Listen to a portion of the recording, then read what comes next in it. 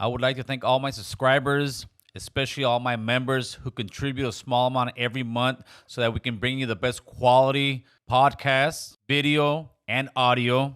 I would also like to thank my new sponsors. Thank you guys very much. God bless you. And let's keep it going, Raza.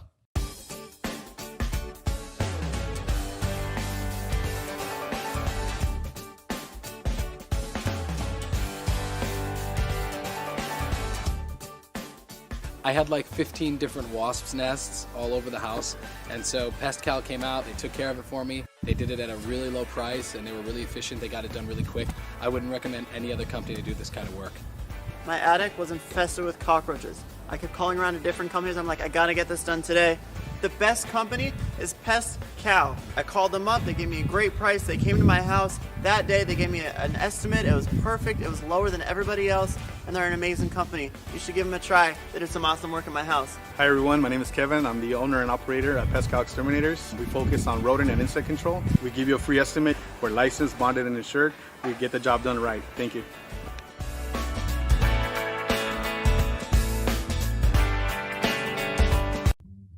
Saludos familia, saludos. My name is Jose Torres, your servidor, el Mexican herbalist. We are Aslan Herbal Remedies. We are herbal remedies company out here in the city of Torrance, out in the harbor area for all you Chicano Chicanas that want to be able to take care of yourself, make yourself feel a whole lot better with real traditional herbal remedies like our abuelos used to use. Nuestra gente indígena. We're all about the traditional herbal remedies, and we're bringing it from different parts of Latin America, bringing Peru, Bolivia, Chile, Honduras, Mexico. We're bringing it all in one place, familia, for you guys to be able to heal yourself for whatever type of issue that you guys might be struggling with. Enough with all the pharmaceuticals, enough with all the junk that we're putting into our body. Let's start cleansing our gut, start cleansing our mind so we can elevate our energy, elevate our spirit. Like I said, my name's Jose Torres, el Mexican herbalist. We're here to serve you. We are here to awaken you. We're here to bring these hierbas medicinales to all our gente. Saludos. You can check us out on Aslan Herbal Remedies throughout all social media. You can check me out on Instagram and TikTok on El Mexican Herbalist. And you can check us out, our website, aslanherbalremedies.com. Appreciate you guys. Saludos to the people that allow us to have this platform and be able to voice our voice, to be able to awaken as many people as we can. Saludos, familia. Muchas gracias. Saludos.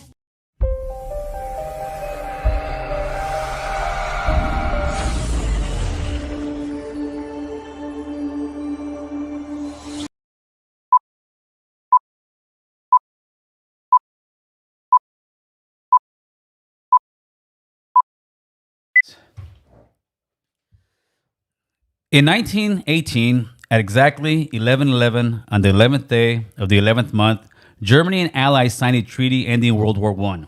And this is what we today have come to know as Veterans Day. God bless all current and former men and women that wore the uniform. We thank you for your service. And now, let's enjoy those freedoms. Turn me up a little bit, Chris. Turn me up a little bit. Don't be scared now. There we go. All right, everybody, you know what it is. This is the American Cholo Show. My name is Gil. It's because Chris, I gotta turn me up. Chris, turn me up, baby. I gotta hear myself. We're coming live direct to you from North Hollywood, California. I got my co-host Boo Boo Bear in the house. What's going on? Give me some more Boo Boo Bear, man. Give me some more Boo Boo Bear. Somebody specially told me in the comments section they want some more Boo Boo Bear song in there. We might do a remix, right? All right, so let's get down to the nitty gritty, people. So, all right, guys. Get your emoji hand claps ready. All you guys in the comment sections, right? I want to see a bunch of emoji hand claps ready. Coming from a gang-infested environment, against all odds, he made an exceptionally successful career in animation. His journey started in 1995 and has worked on many lead designer roles for DreamWorks Animation, Walt Disney Animation, and many more.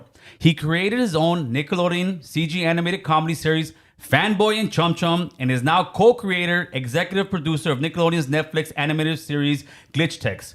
It is our absolute pleasure to introduce to you the Emmy award-winning animator, Mr. Eric Robles. Thank you. Thank you. That's right. Eric Robles. Eric Robles. Robles, por favor. Go, Todos. Aquí vamos a hablar. So, you are our first Emmy award-winning guy sitting in this chair. Oh, wow. That's an honor. Thank you, guys. Oh, no. The honor is all us, man. You're blessing us, carnal. No, seriously. I mean, being with The Real is everything. That's and right. I'm with The Real right now because what I love about this is people have heard my story. Different people have heard the story. But especially Boo Boo, he was a part of it, right? So it's like, it's so refreshing to be in this environment right now where I'm feeling the energy again, man. You know what I mean? Of my roots. Right. So thank you guys so much for having me. Thank you for coming. So let's just get this thing cracking. Where were you born and raised at, Eric? Well, let's see. Born and raised, I was officially born in Glendale, California. Okay. Right? And raised and braised all over, man. Raised and braised. Yeah, pretty much, man. I mean, look, my parents kept moving to better school districts for us, like I'm sure a lot of us did, right? Yep. So we can try to get better education and be as safe as we can, especially when, my parents were immigrants. They were poor, they didn't have a lot of money, and they did what they can. They worked a lot, so they were always trying to kind of like, if anything, they came to this country to better themselves, but also like to give us a better life in general, right? So, little by little, we moved from Glendale to Burbank eventually, but a lot of my family still was in the LA area, right? So whether it was Cypress Park, Eagle Rock, or, just all over in LA, really. So I had the benefit of kind of going all over the place in LA. And what I loved about that is just knowing the city in a whole different way, and then coming to Burbank, we all thought at that time, this was in the 80s, coming to Burbank was going to be kind of like a way to kind of get away from the gang stuff. An upgrade. Well, that's what everybody thinks. Yeah. Back in those days, you think Burbank's just a very nice city. There is no gangs over there. But as we discovered Boo Boo, it was, to me, it was cool, right? Because, you're just seeing more of your people. So what year did you move to Burbank? We moved to Burbank in like 87-ish. Okay, that's when it was cracking over there. So what area of Burbank were you staying at the time? Mainly like out here near like the main streets, like Olive, Lake Street, But obviously, what I love about this is we're starting from the beginning, which I love, man. I love this. Let's talk about Elmwood for a second, right? Like that was the street. Who? No. That was the street. That was the dangerous street. Yeah. And it was a cul-de-sac, right? So it was very dangerous to kind of like be in that area. And I remember my parents, "Correle, just hurry up, pass by the street, but don't get caught up here." You know what I mean? And so I knew if I was riding my bike, I wasn't supposed to stop there. It was just one of these things where I had to kind of just keep moving, Yeah. But then you go to school. And you start meeting friends and, Latinos like yourself, and you're just hanging out and you just make friends, right? And I think about this moment because it's almost like there was a summer where I felt that everybody started drinking the Kool-Aid. What do you mean? What I mean by that, it's like from, 1 year to the next, people were turning into cholos. That's when you came back from summer vacation. They were wearing tight pants and long hair. They came back after, right? With bald heads. I'm like, we were skating and riding bikes, and then all of a sudden, like the 90s hit. I'm like, those are Cortez, man. Yeah. Like, wait a second, you're wearing Cortez. You're wearing the uniform. You're wearing the uniform. Yep. You know what I mean? And then everybody started like wearing the uniform. Right. And I remember when that happened, that was like 6th grade, something like this, right? Like everybody started like, the Jekyll and Hyde, man. Jekyll and Cholo has started happening,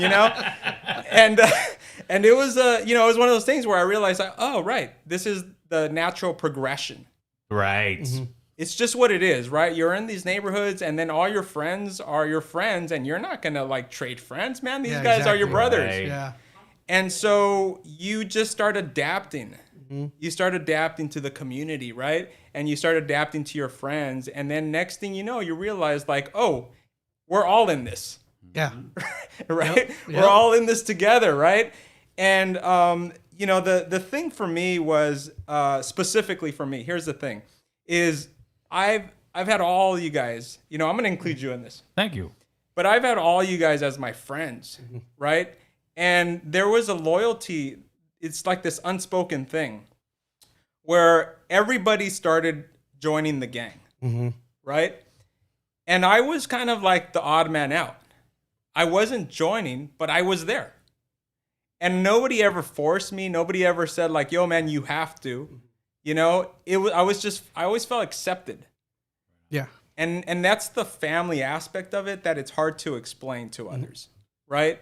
Because most people say like, well, why do you hang out with those guys, or why are you in that gang, or all that kind of stuff, right? You grew up with everybody. Yeah, those are your families, those are your friends, right? And there's a loyalty to that it is hard to explain to the regular person, right? But I loved it and I appreciated it so much because I got into just as much trouble as everybody else. You know what I mean? But I'm gonna also say this is I had great parents. My dad wasn't abusive. My dad wasn't an alcoholic. My dad was a hard worker. He worked 2 jobs. My mom was a hard worker. She worked 2 jobs, right? And so there's a level of respect that I had growing up that they taught me. And that respect was the kind of thing that always was in the back of my head. As much trouble as I was going to get into, there was always like a line for me where I was like, if I cross that line, No coming back. there's no coming back, right? But I'm going to tell you something that you guys will really understand. If I cross that line, I'm going to lose their respect. The respect of my dad, my mom, you know, my sisters, right? Tu jefes. Yeah, man, there's something there that just like, how could I do that to, you know, my parents that love me so much and really kind of cared about me in this way? So there was that line where I was just like, I'm going to stay right here.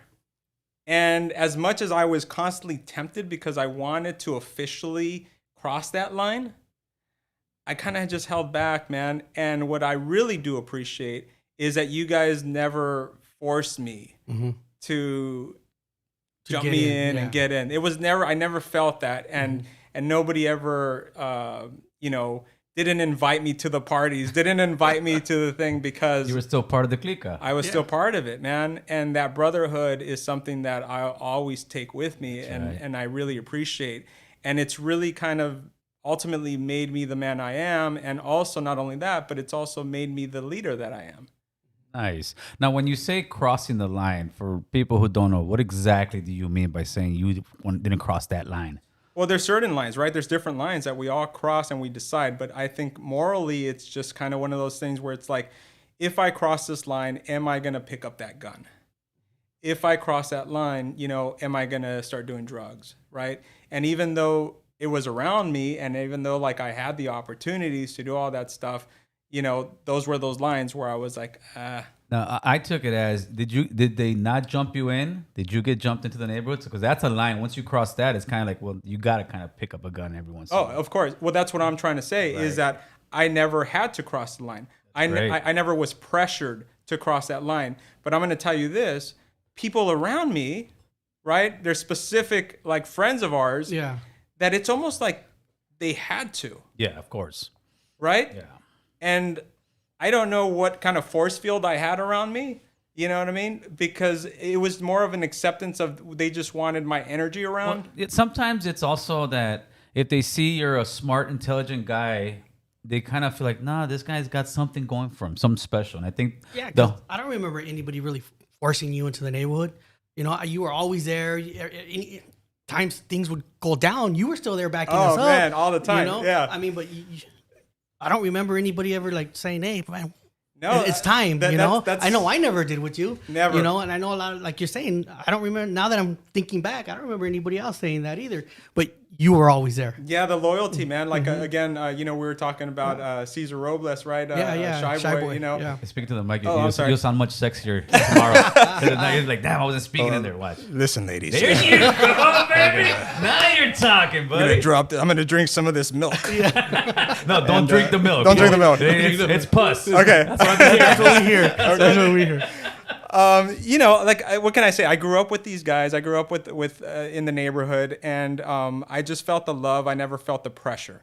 Is ultimately what I'm saying. Great, bud. So, and when we talk about those situations that would happen, countless situations, by the way, I was there. You know, there's specific ones where I remember, like, you know, there was big throwdowns that would happen. There was one where I saw, you know, one of our friends that was getting beat, man.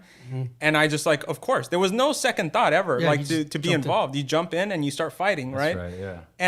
and that's the kind of stuff that I think earns that respect with others, that even though whether you're in it or not, they know that you're down. You know what I mean? Yeah, of course. There's every neighborhood has guys like you who didn't get, let's say, quote unquote, jumped in. But now, as time goes by, those are the homies. Yeah. Like, that's your homie. Yeah, of course. Oh man, solid. I didn't know you guys knew each other. No. I met this guy on Instagram. Right? So Yeah. So when I met you, it was through Cesar Robles, Shy That's Boy. right. That's right. You Yeah. lived next door to him. I lived a few apartments down. Yep. And I remember it was the summer, or maybe 89 is when I met you. Yeah. And we were riding bikes. Oh, I man. went to Caesar's house on my little bicycle, my little BMX, and Caesar came out and he yelled because you lived next door to him, and you came out with your bike, and I remember that. I remember meeting you. right. You know, and I was going through, you know, back in time when, Yeah. you know, when I found out you were coming on the show, and I was just like, damn, I remember meeting you. And that was in 88, 89. Yeah. Yeah. And then from there we started walking to school together. That was before you drank the Kool-Aid. Yeah, That was before. no, I think I already drank the Kool-Aid at that time. Right, Caesar didn't drink the Kool-Aid That's yet. right, that's no, right. No, I remember when he drank the You guys Kool-Aid. can catch up later. Let's Yeah, interview yeah. this guy. I already knew this was gonna happen. Yeah. Talk about the past. Anyways, so now you're somewhat in the mix in the neighborhood. I saw that picture. Yeah, you were in there with all the homies. That was where was that picture taken? The Crest. Yeah. Where's the crest? The Los Angeles Crest. Los Angeles Crest. When you go up through Tahunga by the 7-Eleven and the Oh, Jack in the okay, Box, and you okay, go up in okay. there, Yeah. Yeah, we would go barbecue, man. Yeah. We'd all we're a bunch of kids. Yeah, We're a bunch yeah. of kids, You look man. at us. You know, and there we went. We borrowed, you know, our parents' cars, and we'd go buy carne asada, you know, we'd go buy our stuff, and we didn't even know how to really make fires, but there we were burning up wood. We'd burn up wood and, you know, put it to grill, and then we'd go swimming, and, you know, we were just you know, we're like the Lord of the Flies, man, you know? It's like, Yeah, back then there was water up there. Yeah, right. Yeah, Now now there's there's no no water.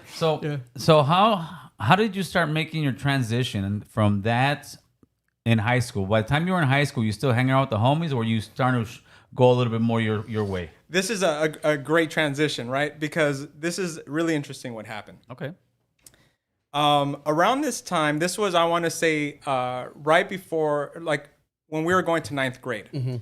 It was the first year where I was 90. they were transferring 90, us. yeah. They were transferring where ninth graders started high school for us. So we were part of that first transition that happened.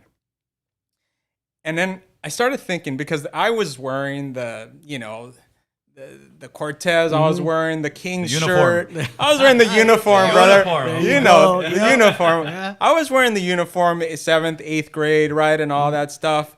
And then I said, I think I'm going to try something different. Okay. Oh, yeah. Now, mind you, at this time, being surrounded by all your friends who are cholos and what have you, man. It's hard to move on. It's a hard one, man. Yeah. To think about that over the summer, Especially at that young age. right? Yes. So it was like one of those things where I'm like, I think I'm going to try something different. I think I'm going to try something different, right? And I'm going to start ninth grade. It's like something different. This Yeah. is the opportunity to try it out, you know, test the waters a little bit. And so, you know, techno music was really big. You got into the party. Right, the rebels, you know, Oh, shit. you Don't tell me you were doing know. that. Here we go, here we go. With the neon lights. With the neon lights. Were you at the arena? Let's start. I had a membership there. Okay, Jesus. so anyway, so that was the year, right, of doing that transition. So I was part of that first kind of like, I'm gonna do this, man. So I did. I started wearing a different uniform, right? And that was like, you know, the techno, the house music, all that was going on, and I love the music, man. You know. And I saw it as an opportunity of like, hey, I'm gonna do this. I'm gonna go for it. So I did. This was like ninth grade. I went for it, and I changed my uniform up, right? And I was that guy who was like, you know, the house music, rebel looking kind of. It wasn't Disco Biscuit, was it? Not Disco Biscuit. That Disco Biscuit. Well, that was 80s, bro. Get it That right, was 80s. bro. Get it right. That was We were 80s. rebels by the time it was 90. We transitioned, bro. All right. So yeah, I went for it, man, and that was like kind of like my first, you know, and it was scary because I thought I was gonna start losing my friends, Okay. right? And I was like, but you know what? I feel like I want to do this, so I went for it, right? And what started happening is almost like the reverse of me giving people the Kool-Aid to drink now. right? Okay. Because all of a sudden now others started liking the techno and wanting to go to the parties and wanting to start going to Highland Park, Cypress Park, you know, to a lot of the house parties that were going on at that time. And so, and that was big, right? That was really big at that time. And so little by little, you know, like Luigi, you know, a lot of our friends, like they say, you know, started saying like, hey, let's start doing these house parties. Let's start doing this. So it was this weird transition from cholos to partiers. To party crew. Yeah, starting the party crews, right? Were you in a party crew? Yeah, of course, dude. Oh, yeah, man. Let's get there. Are we going there? We're going. Let me drink some water. He's an animator. There's a starting, there's a middle. He's getting there. It's a story. It's a story. It's a story. There you go. Let me see. Are we gonna put pictures of me with my rebel outfit or no? Okay. Anyway, so that's what started happening. We started partying, but what was fun, man, is seeing like everybody having a good time.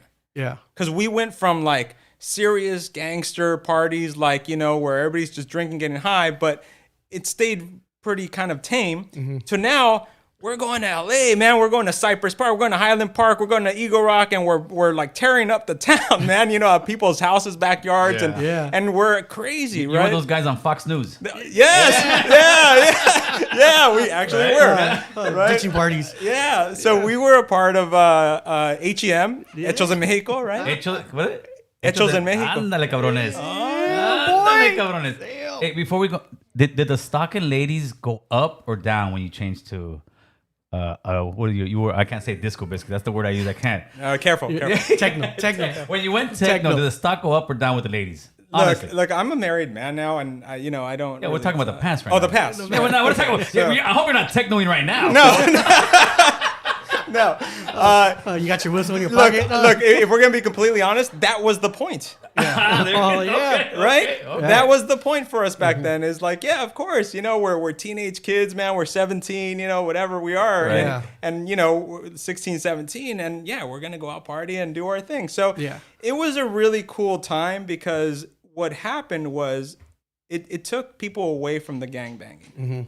It took a lot of the friends away from the gangbanging. And I'm not saying I was the pioneer, right? Because everybody found their own way in, and we just ended up kind of gathering again. And we would meet up on Elmwood again, right? We would meet up, and that was the meet point for us to go to LA, right? And what was great, going back to how I said, like, you know, I had family all over the place.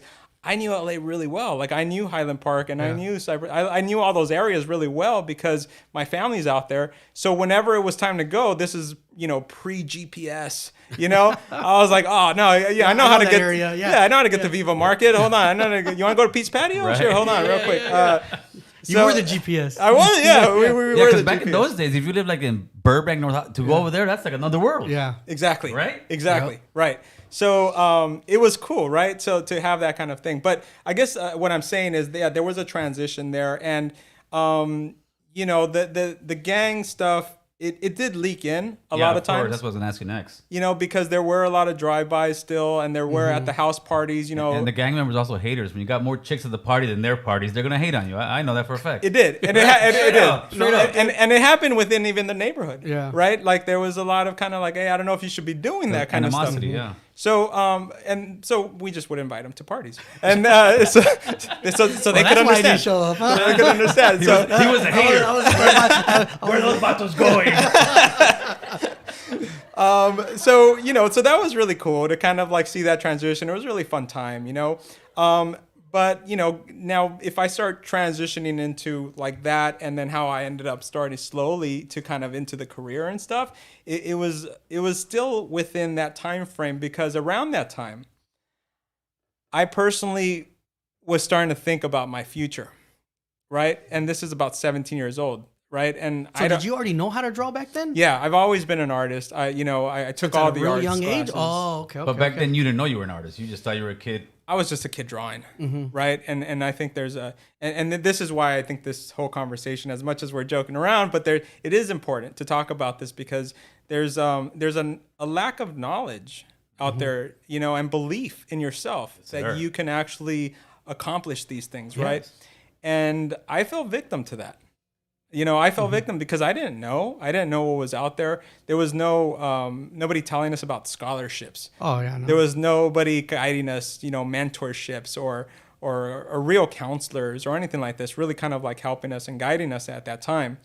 So around this time, I remember we transferred, a handful of us transferred from Burroughs to Burbank High. And while I was at Burbank High, you know, I had asked my mom and my dad, I think, I was like, would it be possible for me to go to like an art school for college? Right? I didn't even know what that meant. I just knew that I loved to draw. I didn't know if art school meant architect, or I didn't know if it meant animation. I didn't know what that meant. You just heard art. Art. And I loved art, right? Right. So I had asked, and, you know, my parents, like, God bless them, but they just were like, well, we can't afford that, right? That's just something we can't afford, right?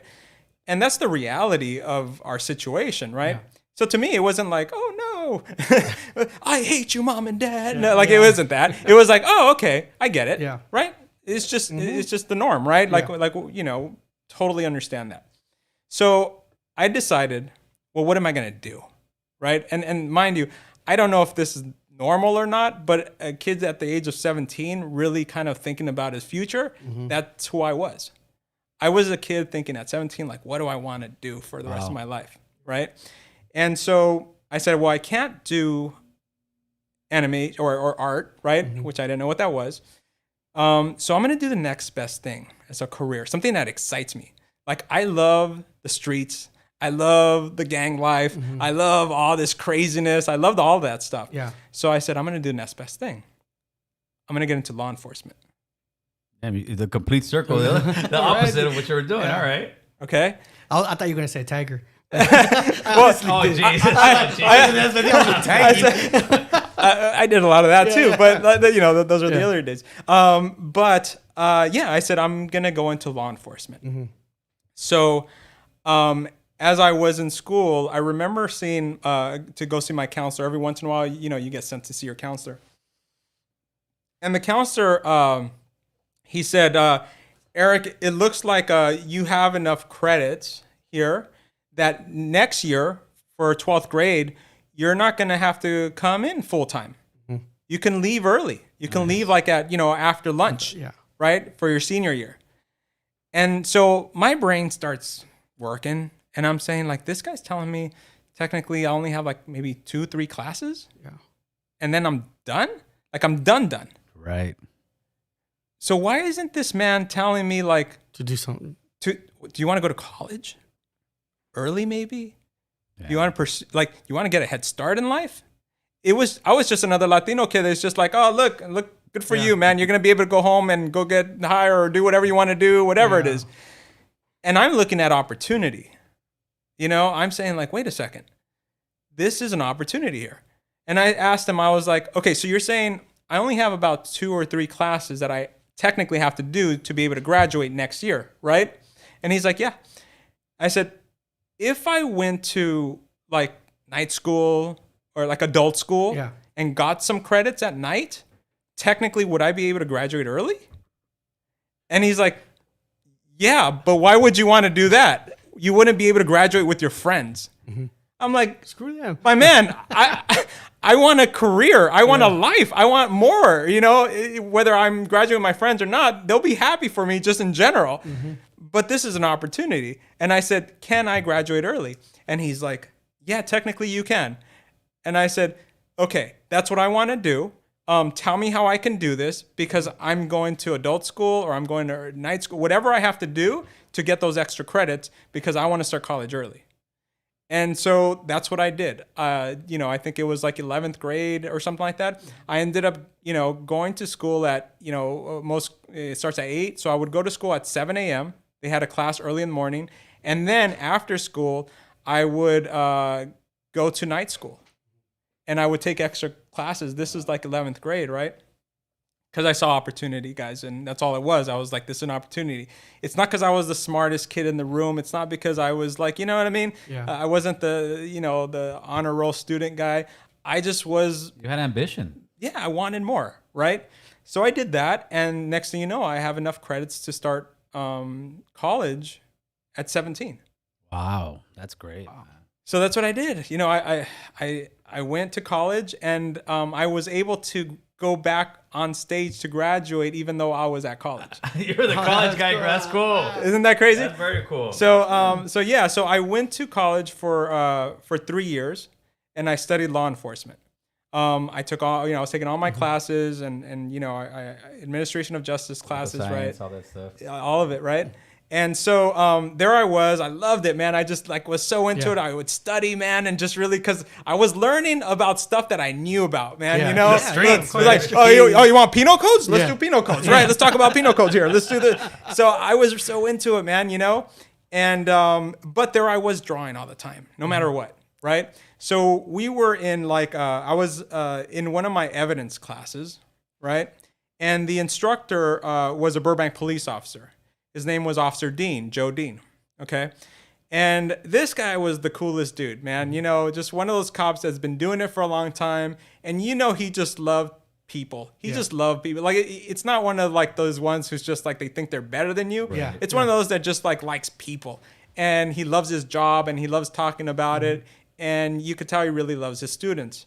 And so even though, if you're an artist and you're an animator out there, you know exactly what I mean. When you're an animator or you're an artist, you could be sketching and you're listening to every conversation that's going on. Really? Yeah, it's just our things. You know how many Netflix movies I watch on a daily basis because I'm able to do my job and listen to all the, I might not see all of it, but I'm listening to the stories, right? So that's kind of the gift that we have is we're able to draw. So while he's teaching his classes, what have you, I'm always drawing. And this one time we had a test, right? But one of many. And the test was about field lineups, right? That's what the test was about, field lineups, blah, blah, blah, this and that. And so at the end of the Blue Book exams, I would always draw whatever the subject was about, right? Oh, wow. Okay. So that time I had drawn a bunch of cholo thugs, man, all lined up, Little homies. Yeah, exactly. All the little homies, right? Good one. And so, because I would finish my test, right? And then you can leave. And in college, you don't have to go to your next they don't class care. right away. They're just whenever you finish, you finish, whatever. Yeah. So I would stick around and just keep drawing, right? And then when I'd be done, I'd be like, yeah, there it is. You know what I mean? And I turned in my test. And what was interesting is he would take my test not to look at the answers if I got things. He would just want to see the drawings. Let's see what he drew today. Yeah, what did this kid draw today, right? And so finally, Joe, Officer Dean, he stops me and he goes, Robles. And I'm like, yeah, Officer Dean. Yeah. And he's like, what are you doing in my class? And I'm like, oh, I'm sorry. It's the drawings, right? It's the drawings, right? And he's like, no. What are you doing in my class? And I'm like, well, what do you mean? I'm learning, right? I'm going to be a police officer. And he's like, you're not meant to be a police officer.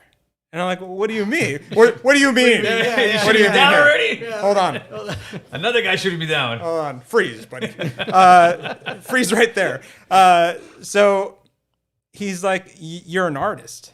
He's like, look at these things. And he's showing me my own work. And he's like, this is what you need to be doing. Nice. He's like, do you have a portfolio? I'm like, I don't know what language that is. What is a portfolio, sir? Yeah. And he's like, you don't have a portfolio? And I'm like, no, I got napkin drawings at home, right? I collect napkin drawings. I got miscellaneous scraps around with drawings on them, but I don't have anything like that. And he's like, I'll tell you what. If you can put a sketchbook together, I will show it to my sister-in-law. And I'm like, oh, okay. Who's your sister-in-law? She works in animation. My little mind was blown, man. And I'm going to tell you this. We live in a world, in a time right now, where we have access to people, right? And it's like, I want to meet my favorite animator. I want to meet my favorite creator. I want to meet this and that. You follow them on Instagram, this and that. Back then, there was no way To do that. to do that. There's just no way to get your foot in the door. or just I know somebody. That alone is huge, right? So this man had access to somebody who works in this industry that I've loved ever since I was a kid, right?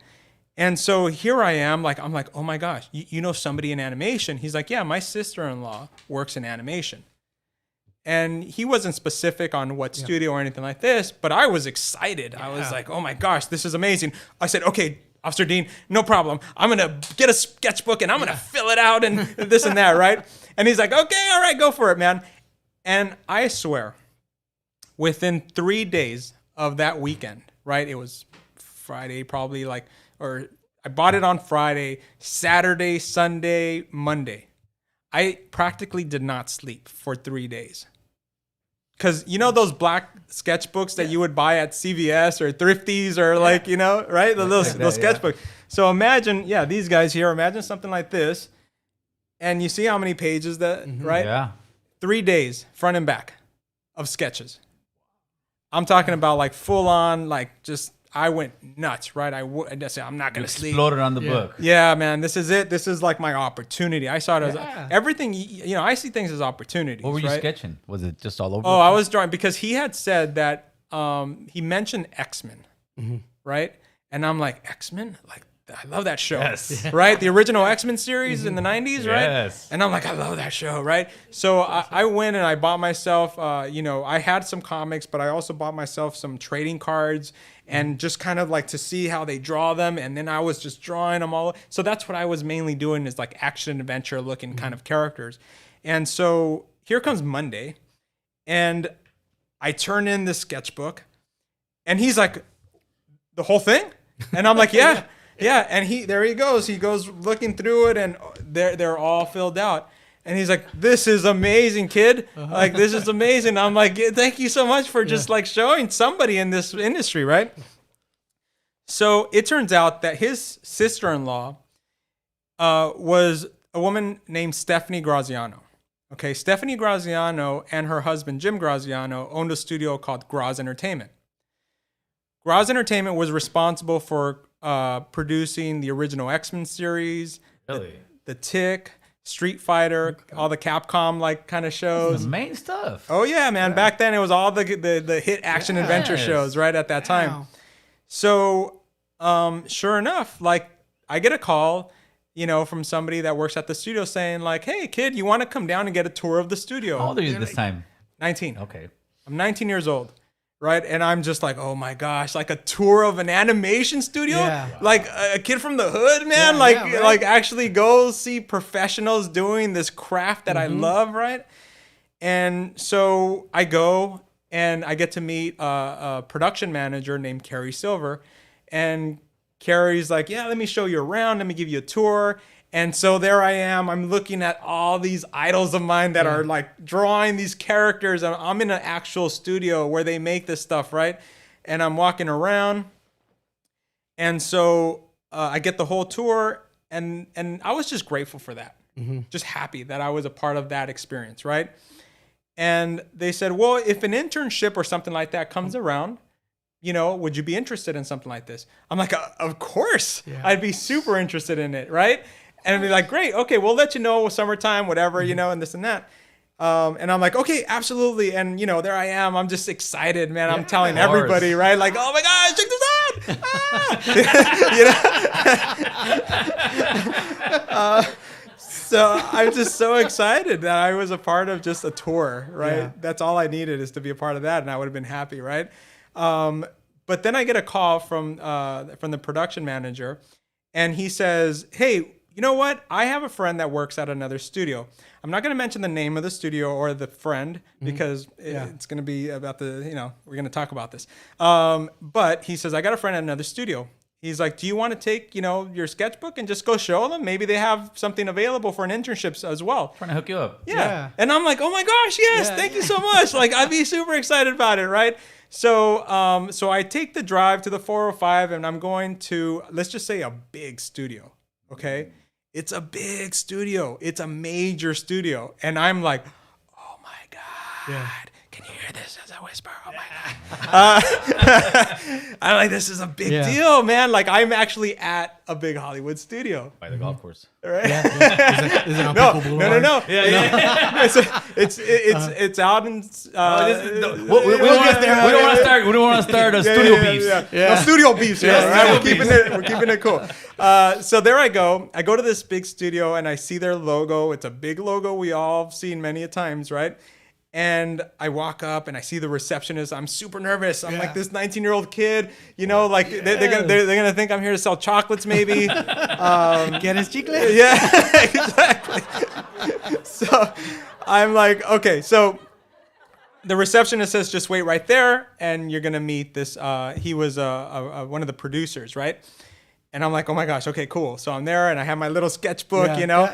And then I go. He comes out, and I'm like, oh my gosh, nice to meet you. And so I go in his office. We start doing a little small talk, and then he's like, all right, let me see what you got. So, and he probably thought I was with the portfolio, but I have my little sketchbook like this, and I'm like, well, here it is. And he grabs it, and he starts doing this. He's going at this. And he's like,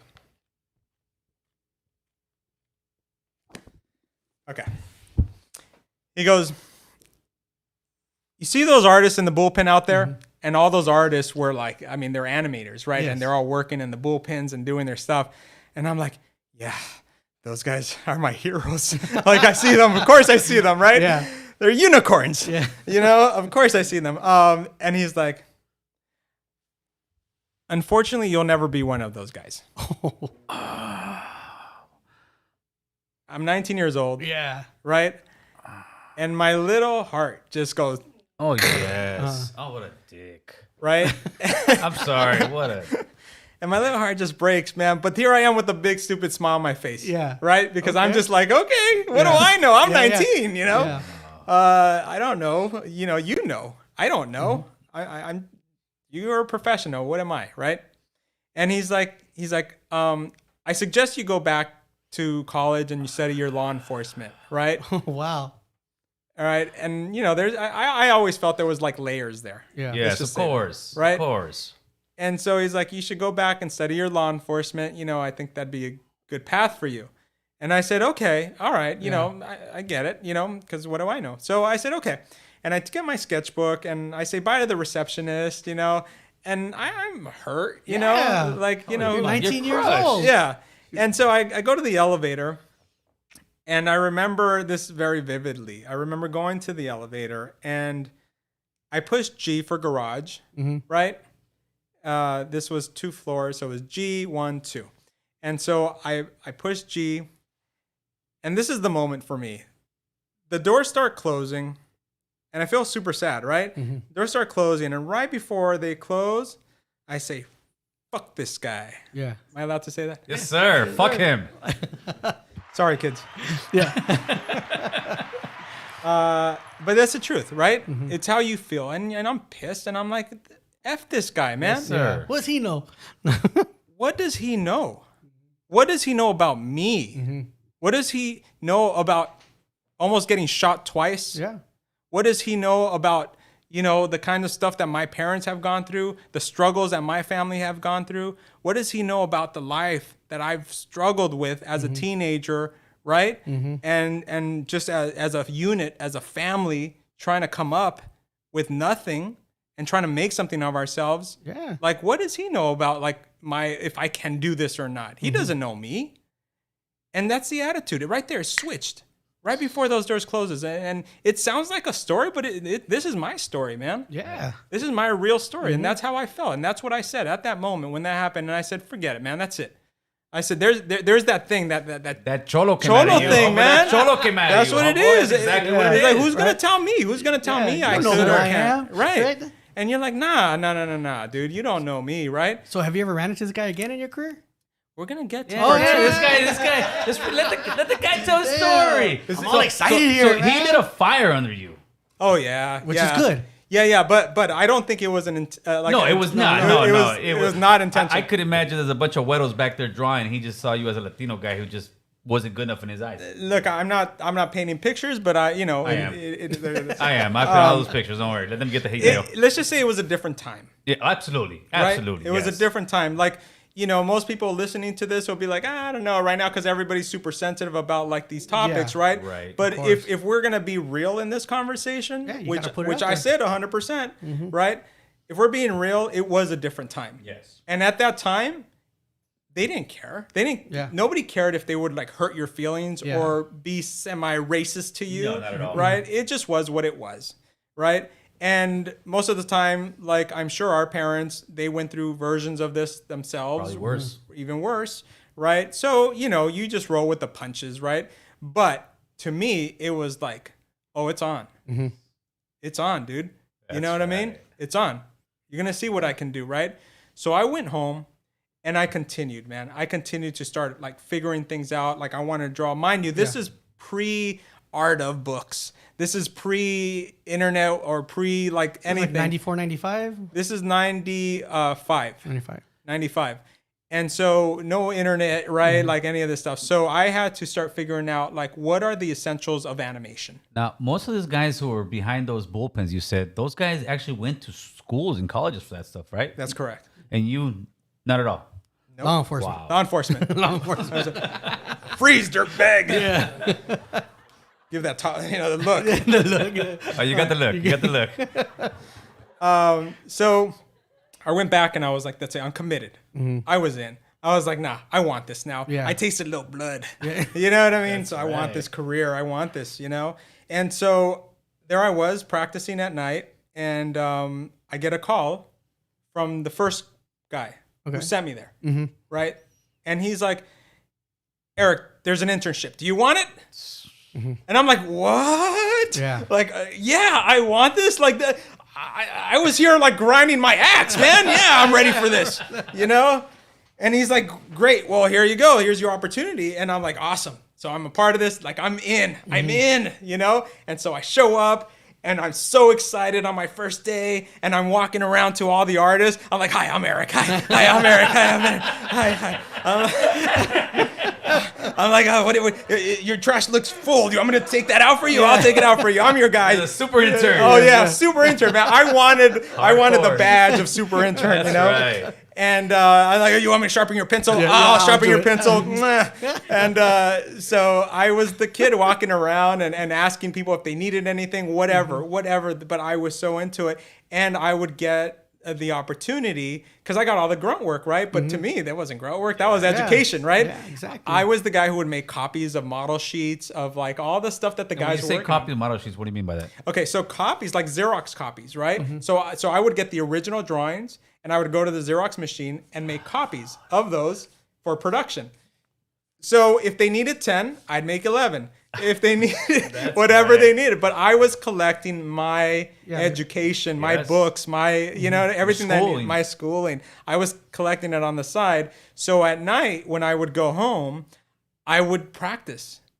I would practice how to draw those exact models. You was a smart man. Right? So I would take those model sheets at night and I would stay up late and practice them. And, you know, my poor parents, you know, we all shared a room. Yeah. Right? Oh, This wow. is the old days, right? Where it's like not, Johnny has his room, No. No. Bunk beds. You guys know what's up, right? Bunk beds. We lived on the same block, remember? We all shared the same room with our parents and everybody was snuggled in tight because we only had, one or two rooms if we're lucky. exactly. Now, did your parents think you were crazy trying to be an animator? No, here's the amazing thing is that I never got any like negative or ¿Qué estás haciendo? nothing. Yeah. Nothing. This is because I hear so many stories like this. Right. It's a waste of time. Yeah. You know, and ¿qué es eso? Nobody knows on, what get a that job. is. Get a real job, right? Yeah. Never heard any of that stuff. right. And I guess this goes back to my point earlier of like I had just really supportive parents in that way, but they just never they didn't even know what it was. Right? They didn't know what that was. They just knew I was excited about something. And that was enough, right? So, my poor dad, there he was like sleeping at night and every time he would snore, I'd sharpen my pencil. I'd kind of time it. I'd time it. I'd be like, okay. Then I'd keep drawing late nights and practicing and love you, Dad. That's right.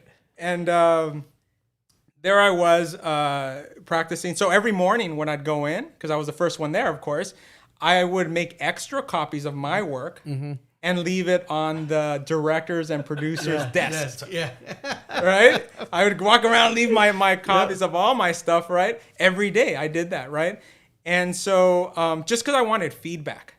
I wanted people to say like, hey, this is good, but... or you really should practice on. I wanted somebody to mentor me and like tell me what. Yeah. And mind you, I had enough people around there that were really nice enough to do that every once in a while, right? But specifically, I would do that just for feedback. And this one day, there was the director. He was pissed, man. I don't know what was going on in that office, but he was pissed about something. And I was like, I'm gonna lay low. I'm just gonna do my thing, you know. And he was pissed. And then the reason why he was angry is because the character designer had quit and didn't even give notice. He just did not show up, right? And we're in production, so every day is worth thousands of dollars, right? If work's not being produced, that's a lot of money that's being tossed, right? And so he was angry because this guy didn't call in. He just said, I'm not showing up and I'm out of here. And so what is this guy going to do? So what he's doing is he's looking for his black book of numbers, his phone book, right? Not your internet where you know what I mean? No, this is the old days when you had an actual when you really had the little black book. The Rolodex. The Rolodex. Yeah, you know, he couldn't find his Rolodex. Why? Did you hide it? It was buried. It was buried under the. He's like, well, this kid left all these drawings all over my desk. You know, and my desk were all. My drawings were all over his desk that he couldn't find his Rolodex. And then he stops for a second and he looks at my drawings, and then he's like, call the kid inside, right? Like and a I'm movie. I'm like, oh God. I said, I'm about to get in trouble, right? Because, you know, it's my fault, right? That he can't find his book. So he calls me in and he's like, basically, he's like, hey kid, do you want a job? And I'm like, what do you mean? You know? He's like, do you want a job? And I'm like, yeah. He's like, great. You're going to be our new cleanup and character designer. Wow. And I'm like, no problem. No. Excuse, like what? Right? And he's like, you good with that? And I'm like, yes, I'm good with that, sir. Right? And great. I slowly walk out and I'm like, oh my God, what just happened? What just happened? Like seriously, like what just happened? I've only been here for 2.5 weeks. Oh, I've only been here for 2.5 weeks and this man just offered me a position. Yes. Right? And so it sinks in, right? And it's probably about 3 p.m. at this point, right? And I'm like, oh my God, I just got this job. Oh my God, I just got this job. I'm like shaking, man. And so I run out the door. Because you know where the studio was, Graz Entertainment. It was by Western and Victory. Okay. Near Mambo's. Yeah. Right? Okay, yes. It was around there. That's where that studio was. So I ran out the door and I ran home. no way. And I ran home. That's like 4 miles. Right? I ran home. I ran home like fucking Charlie from the chocolate factory with the winning ticket, man. The golden ticket. That's how I felt, man. I was Charlie, dude. I was like, yeah. That's amazing. Yeah, you know, and I am running home and I'm, yeah. And I'm like, yeah, looking at people, you know. And I was just so excited, you know. And then I get home and I'm just like jumping, like, you know those, I'm sure we've all done this version of this thing when nobody's home and you're just dancing like a maniac, right? I do it all the time. Right? It's called the happy dance. Okay. The happy dance. That, you know, I was risking that one because if everybody here said like, no, we don't know what you're talking about, I would be like, All you gotta say, it's an animation thing. Okay. So there I was dancing, excited, happy, man, and nobody was home at the time. And then I remember the phone rang. And it's the production manager. Where the hell you at? Yeah.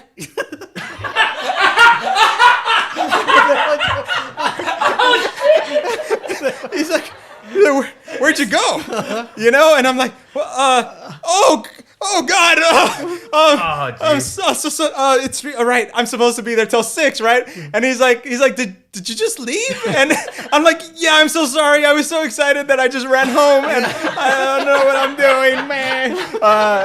It's just Robles. And so you know, there I was, and I was so sorry. I'm apologizing. I'm like, oh my God, I'm about to get fired of the job I had for 5 minutes. And he's like, no. He starts laughing. He's like, don't worry about it. He's like, just don't worry about it. You don't have to come back. He's like, we didn't talk about money. You just like left. You just got hired and we didn't talk about money, right? I'm like, no business sense. Yeah, you get paid for this? I thought it was like tagging and then you just do the thing for your homies and you guys are all good. And he's like, no. He's like, yeah, we didn't talk money, right? And I just want there to be some perspective as I say the next thing I'm about to say. This is 1995, right? I think minimum wage was about $4.25-ish. It sure was. An hour, right? Yeah. Right? Yeah. In I was that at Taco ballpark? Bell, $4.25. I never worked, so I don't know. So I never worked in the 90s. 1995. I was at Taco Bell. I was a dirtbag. it was a different hustle. It was a different hustle. And so, you know, I was working. Houses were about 50,000 out here Oh, in yeah. 95. Yeah. I think something like that. Yeah. That'll put into In that perspective. ballpark? Yeah. So I was working as a security guard at the Glendale Galleria at that time. You're a rent-a-cop.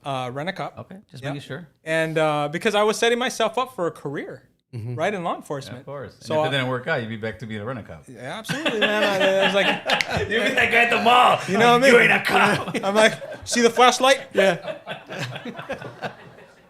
So you said we didn't talk about money, and you know, I was probably at that time, you know, when minimum was for something, I was making about $6 at that time, so that was pretty good, right? At least for us, it was. Yeah. Right, and that was pretty good. I was making about $6 an hour, and then he's like, 1995, guys, and he's like, is $20 an hour okay? Oof. Oof. You're like, well, I said, yeah, that's fine, thank you, sir. What the fuck? What are you talking about? Like, what is going on right now? Like, you know, $20 an hour in Yeah, 1995. gas was like what, probably like 65 cents or a dollar. about Yeah, if $1. that. About a buck. Right? $1.75 a dollar. But for perspective, again, is at that time, both of my parents combined did not make $20 an hour. Okay? So this is what we're talking about, is this is what we call a paradigm shift, right? Where all of a sudden, like, your life just took A change. Yes, sir. a whole different like turn, right? And for me, not only is that like, oh my God, but this is a paradigm shift for the family, right? sir. This is all of us, right? Especially as Latinos in our Yeah. family. Like, if one of us wins, we all win, right? Ciao. We're going to a 3-bedroom house. That's right. That's right. That's right. And so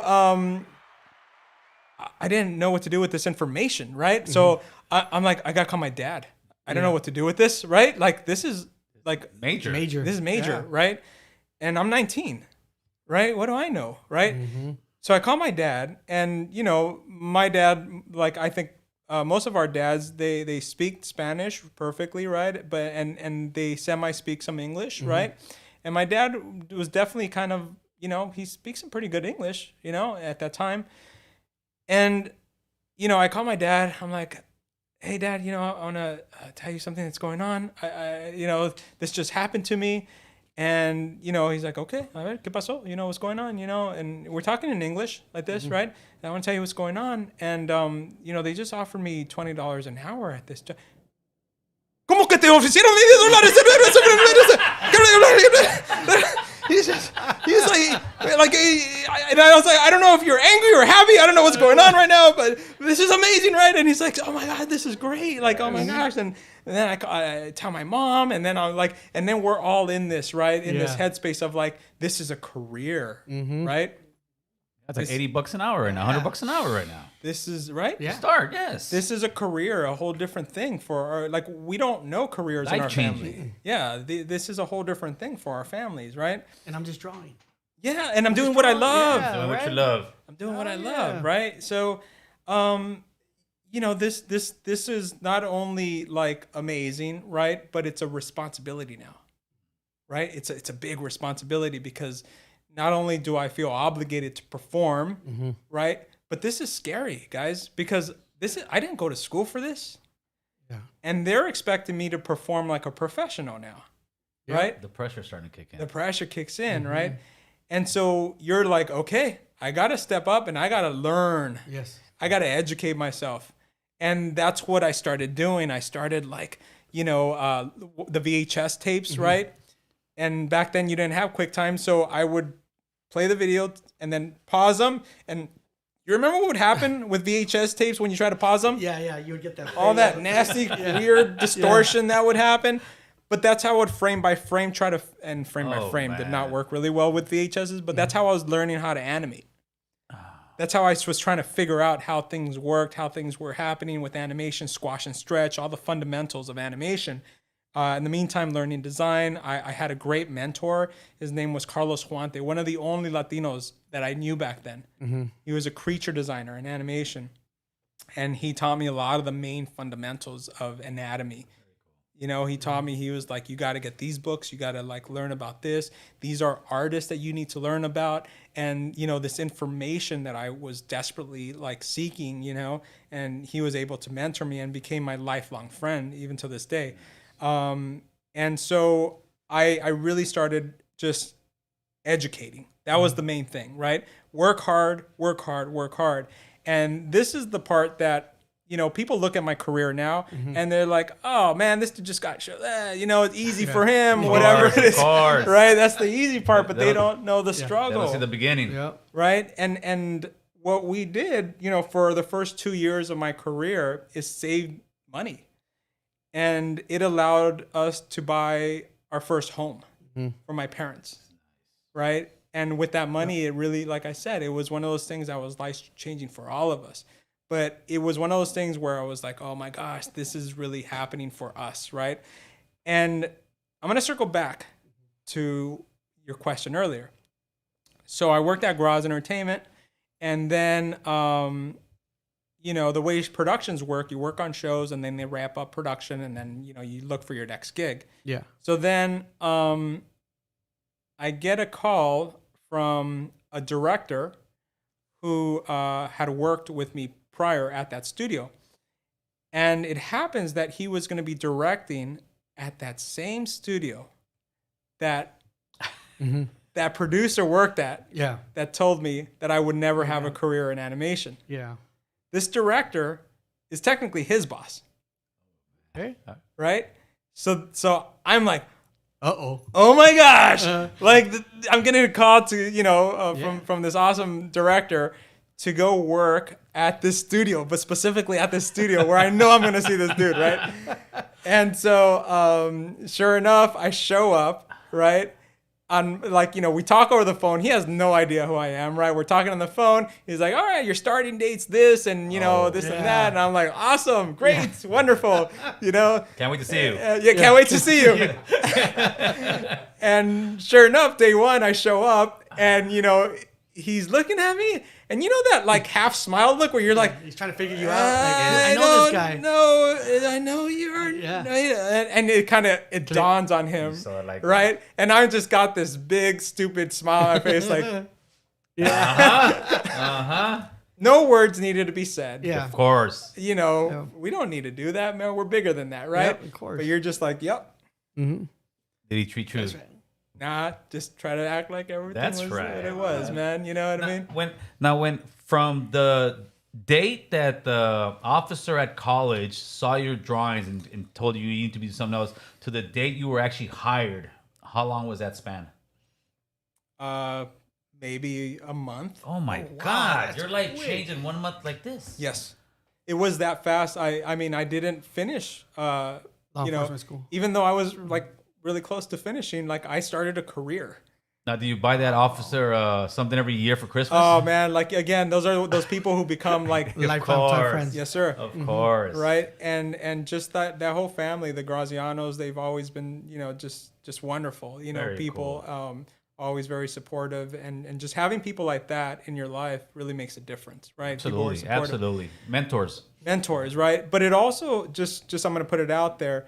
It comes with that I want to learn, I want to work attitude. Yes, sir. The humbleness. Like you have to have that humbleness and saying like, I'm not here to take anybody's job. I'm just here to work for you.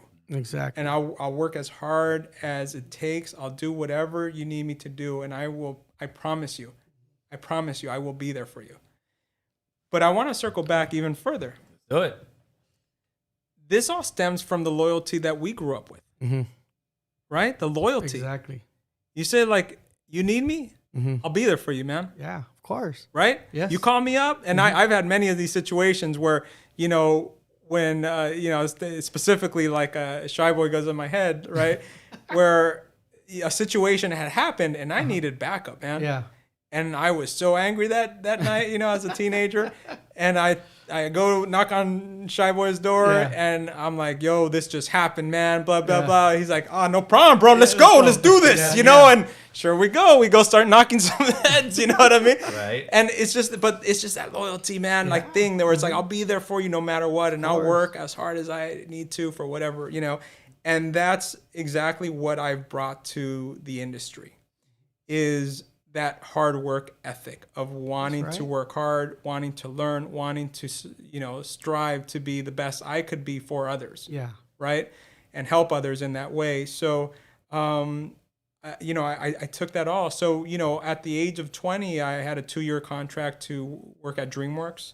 Unbelievable. When they had just like started up their animation division, I was there Right there on Flower? Or? Yeah, I was there for the actual groundbreaking. Okay. You know, here I am, like this 20-year-old kid turning 21, and I'm there. Spielberg's there, Katzenberg, Geffen, like all these guys are there. Like, you know, and I'm just like, wow, I'm a part of this industry, man. You know. And I learned so much. Right, I learned the good and the bad, guys. You know, because the thing that they don't teach you is the politics, right? This is what you don't learn in the streets.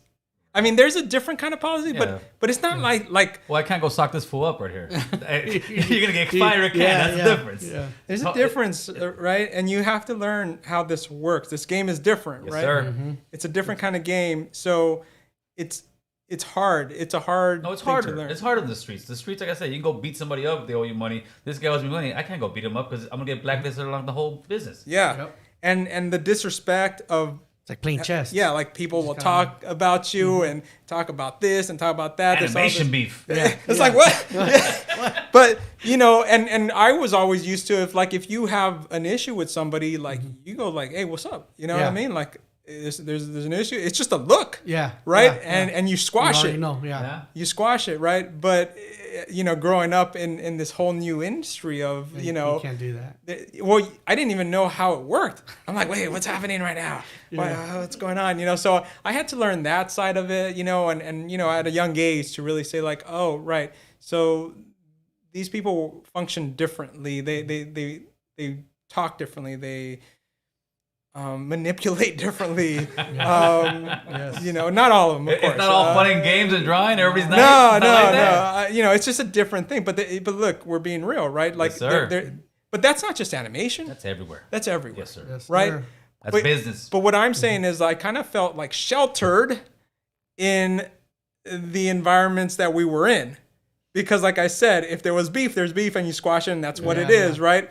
So I didn't know that there was this hidden kind of layer. Another level, right? Levels of that stuff. So that's something that was kind of like a little jarring. So how long did it take for you to eventually, and how did you eventually were able to come up with your own show for Nickelodeon? How did that come about?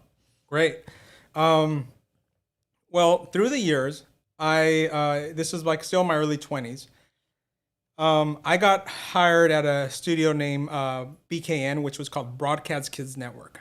And what they did is they would buy properties for international properties, right? So they would develop them here in the States, then they would sell them internationally. And so the European market, you know, Asian market, Latin America, right? And this studio in particular, they would take public domain ideas, right? So let's just say like King Kong, right? At some point, the license for that is over, right? And then this company would be like, that's over. Make something out of that, right? Yeah. And so I was the go-to kind of development kid at that time where it's just like, go make something out of this, right? And so that's what I would do. I would go and develop show ideas, you know, on whatever they wanted. And I'd get paid, you know, weekly and all that good stuff. So it was great. It was great for me because I got to develop and create ideas. That was like a training ground for me of how to develop. The crazy thing is, since I developed these projects, the guys who owned the studio, they didn't know what the hell I was doing. They didn't know like how to sell this stuff. Yeah. I was the guy creating it. So they were like, well, you're coming to Europe with us. And I'm like, Okay. You know, where are we going, right? We're going to London. We're going to Paris. We're going to like all these places that I see on TV and I've seen on movies. Now I'm 23 years old and here I am, first class tickets to like Paris, first class tickets to London, like getting like these rides to all these places. And I'm the kid that they bring in. You know, they have their big executive board meetings, you know, trying to fund these projects. And now they're just like, okay, so here's the project. Bring in the monkey, you know. And so I would go in and I'm like, all right, here we go. We got an animated series. It's going to be like this. It's going to be fun. Blah, blah, blah, You gotta sell it, baby. I'm the guy, right, to sell it. And then they'd be like, okay, put the monkey back in the cage. And then there I was. And then next thing you know, like, boom, they sold the project. They would get the funding for these things, right? And so I was so excited because I was like learning like how all this worked. And so, you know, there I am, you know, like picture this, right? In this fancy life, I'm 23 years old, you know, like, what am I doing? You know, this is amazing. Right? And I'm hanging out with these like money people, Big right? wigs. Yeah, you know, these guys, gosh. And so the main guy from the studio, he's hanging out. He's got his big cigar, you know, and he's got his drink, you know, and I'm just like this wide-eyed, like young kid, you know. And, you know, I'm like, this is the industry, by the way. Not all the industry, but this is like the dark side of the industry. You know, I'm just excited because this man can make whatever he wants happen, right? And animation has been like my life. I love it so much. And here I am, working late nights, literally sleeping at the studio to get these presentations done, right? And I didn't mind. Like, I would sleep there and then wake up and keep working, and, you know, because I loved what I did. And so I finally got the nerve to say, you know, to ask him, I was like, yeah, I just got a question. Here we are in this fancy, like, lounge area, right?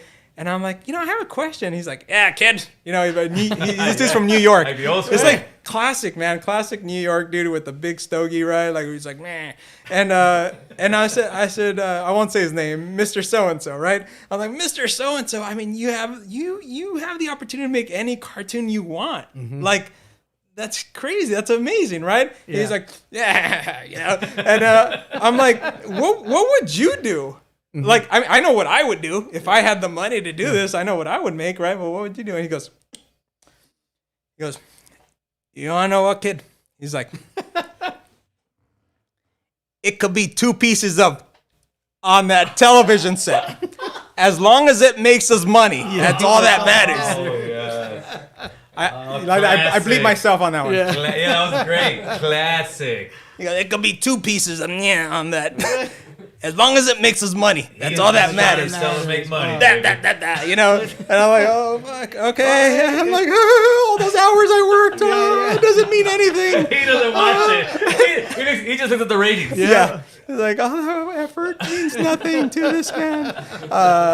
But, you know, so, you know, anyway, so the reason I'm telling you this is because I learned development at that period. I was learning a lot of development. Then I started getting hired by companies like Disney to develop shows for them and just design like different projects that they would do. Then there were studios like another one called Mike Young Productions where they were awesome. It's like a family kind of run business where they were just always gracious enough to like just throw work my way and help them with development. And of course I would go, you know, beyond what they would always ask for because that was like kind of like my trademark is like, oh, you want 1? I'll give you 10. You know what I mean? And so that's why they would call me a lot to do that stuff because I would always go above and beyond, you know, what I did. But I learned a lot of my chops of development during that period. And so at a certain point, I realized like I was selling stuff. You know, I had sold, and mind you, not a lot of people know this, but I had sold 4 properties for this studio that I never got credit for, right? I wasn't the executive producer or creator. I was just a work for hire gun. So my credit is like a designer or something like that, even though I like developed the IP. And so I realized I was like, I'm doing this for these companies. They're paying me.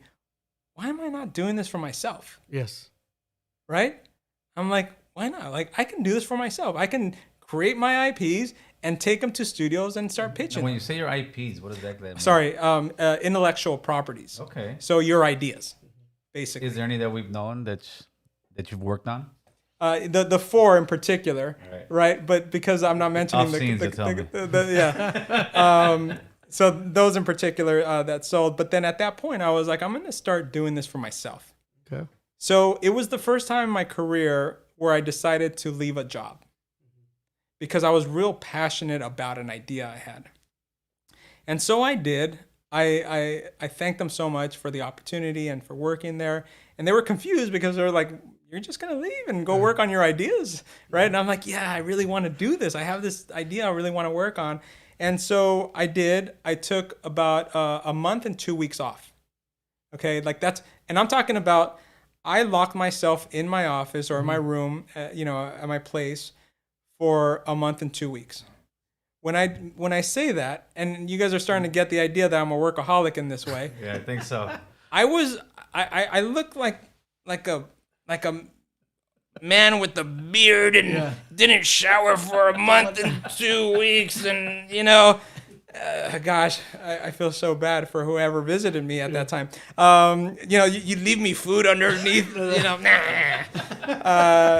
and so because I was so passionate about this project, this idea, and I eventually found a way to pitch it to Cartoon Network. But not Cartoon Network here in LA. Back then it was in Atlanta.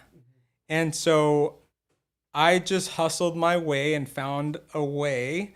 That's a whole different story that we won't get into. But I found a way to fly out there just on my own dime on a whim and to meet the executive that you pitched to. And so the executive was nice enough to take my project and listen, and gave me a tour of the studio because she liked my pitch. Gave me a tour of the studio and this and that. And long story short, it was my first option in animation. What an option is like when they're going to give you a contract to develop your idea, to see if it's got legs, to see if it's something that they would actually move forward with, right? Okay. And that was a huge deal. That was my first option at Cartoon Network, right? So here I am with the potential of possibly making my own show. And so we were in development for about a year when my contract ran up, right? And then because a whole slew of new projects came in, then mine just kind of died, right?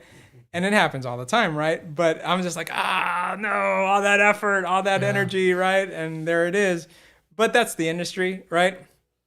And I was like, oh, well, that's what it is, right? And then I get a call from this man named Fred Seibert.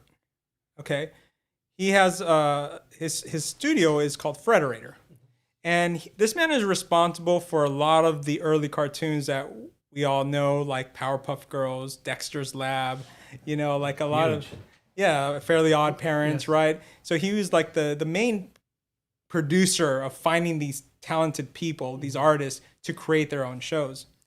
And so I get a call from this man, and I'm like, oh my gosh, this is Fred Seibert. This is a big deal, right?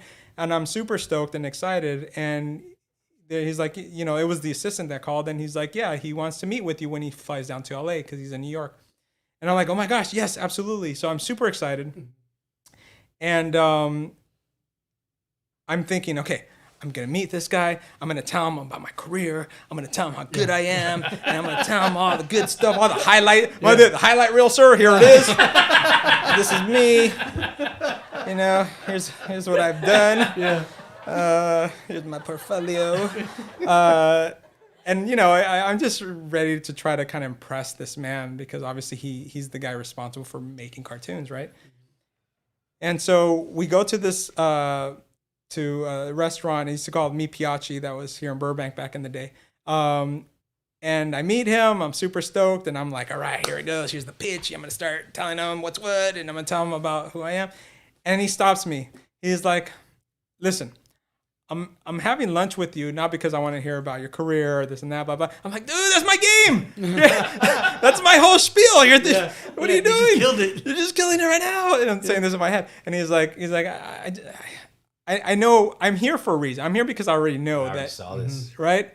I'm here that people have told me that you're doing stuff. So I already know that. What I want to know is who are your parents? And I'm like, what do you mean? He's like, yeah, your mom, your dad, what do they do for a living? I'm like, well, you know, my dad works, he's a cook at a convalescent hospital. My mom's an RN. She's a nurse at the same convalescent hospital, this and that. He's like, you got brothers, sisters? I go, yeah, I got two sisters. He's like, oh, well, what are their names and who are they? Right? And I'm like, oh, well, here I go. And I'm telling him. And he's like, what kind of music you like? And I'm like, oh my gosh, is this a date? What's happening? Oh my gosh, what's happening right now? You're like techno. Yeah, You're like techno. it's just, what's happening? So yeah, he just wanted to genuinely know who I was. And I've never had like an executive just have a conversation that is not about the business. It's not about like this or that. He just wanted to know who I was as a human.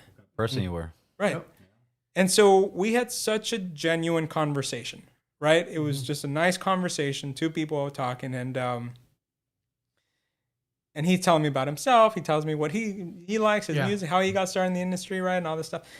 And at the end of that thing, he goes, okay, so look, the reason why I'm here is, and I wanted to have this lunch with you is because I want to know who my partners are going to be. Yeah. You're like, what? I'm like, oh my God, what's happening right now? Oh my God, what's happening? And so he's like, yeah, I want to know who my partners are going to be, you know, and I just wanted to get to know you. And, you know, so I want to ask you, it's like, you know, it feels like will you marry me? Oh, what's happening? So he's like, well, we're doing a shorts program. What a shorts program is basically, it's like they're pilots, right? Mini pilots, right? They're 7-minute pilots. And he's like, well, we're doing a shorts program. There's going to be 39 shorts that we're going to be making. Okay. And I'd love for you to pitch something. And at that moment, my brain starts searching for ideas. And I'm like, okay, what do I have? What ideas have I been conjuring up recently? Do I have a whole stack of things? Like what are sketches that I have, right? And so I started thinking about this, but then there's that like Latino guilt thing that happens. Okay, and I'll tell you what that means. Yeah. Here I am that just had a real one-on-one, a genuine heart-to-heart talk with this individual. And for me to just go and grab some miscellaneous sketch idea that wasn't fully formed or didn't really mean anything to me and say like, this is the thing I always wanted to do, would be the complete lie. That would be me lying, me being completely false and saying like, you know, as cool as you've been, I'm going to lie to you right now and be like, this is the thing I always wanted to do, man. Unmoral, unethical. Right? Yes. And I don't know, that's us, right? Growing up in these environments where you just like, you got to put your heart out there, man. And you are what you are. And if you're not, you're going to be called out for it, right? Yes, sir. Yes, sir. Yes. And so I stopped and I said, I'm going to tell you something, Fred. I was like, I can't pitch anything to you. And he looks at me and he's like, you know, I'm offering you an opportunity to make your own cartoon right now, right? Your own short. And I said, yeah, I know. I was like, but for me to just kind of pull something that doesn't really mean anything right now, I was like, I don't know if I don't know if I feel good about that, right? Yes. And he looked at me, he's like, you know what? I respect that. He's like, I really respect that. He's like, most people would just jump at this opportunity. Yeah. And like, I know.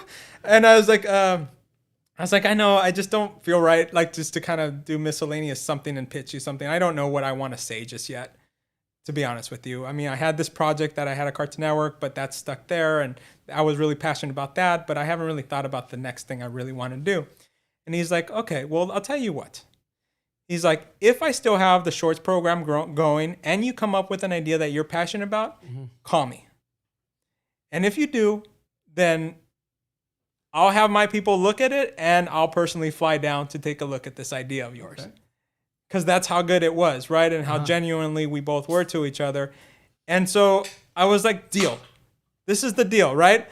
We shook hands on it. And if the project's still going and he still has a slot, then that's all me, right? Of course. So I go to my car, we shake hands, I go to my car, and here's another Robles moment, right?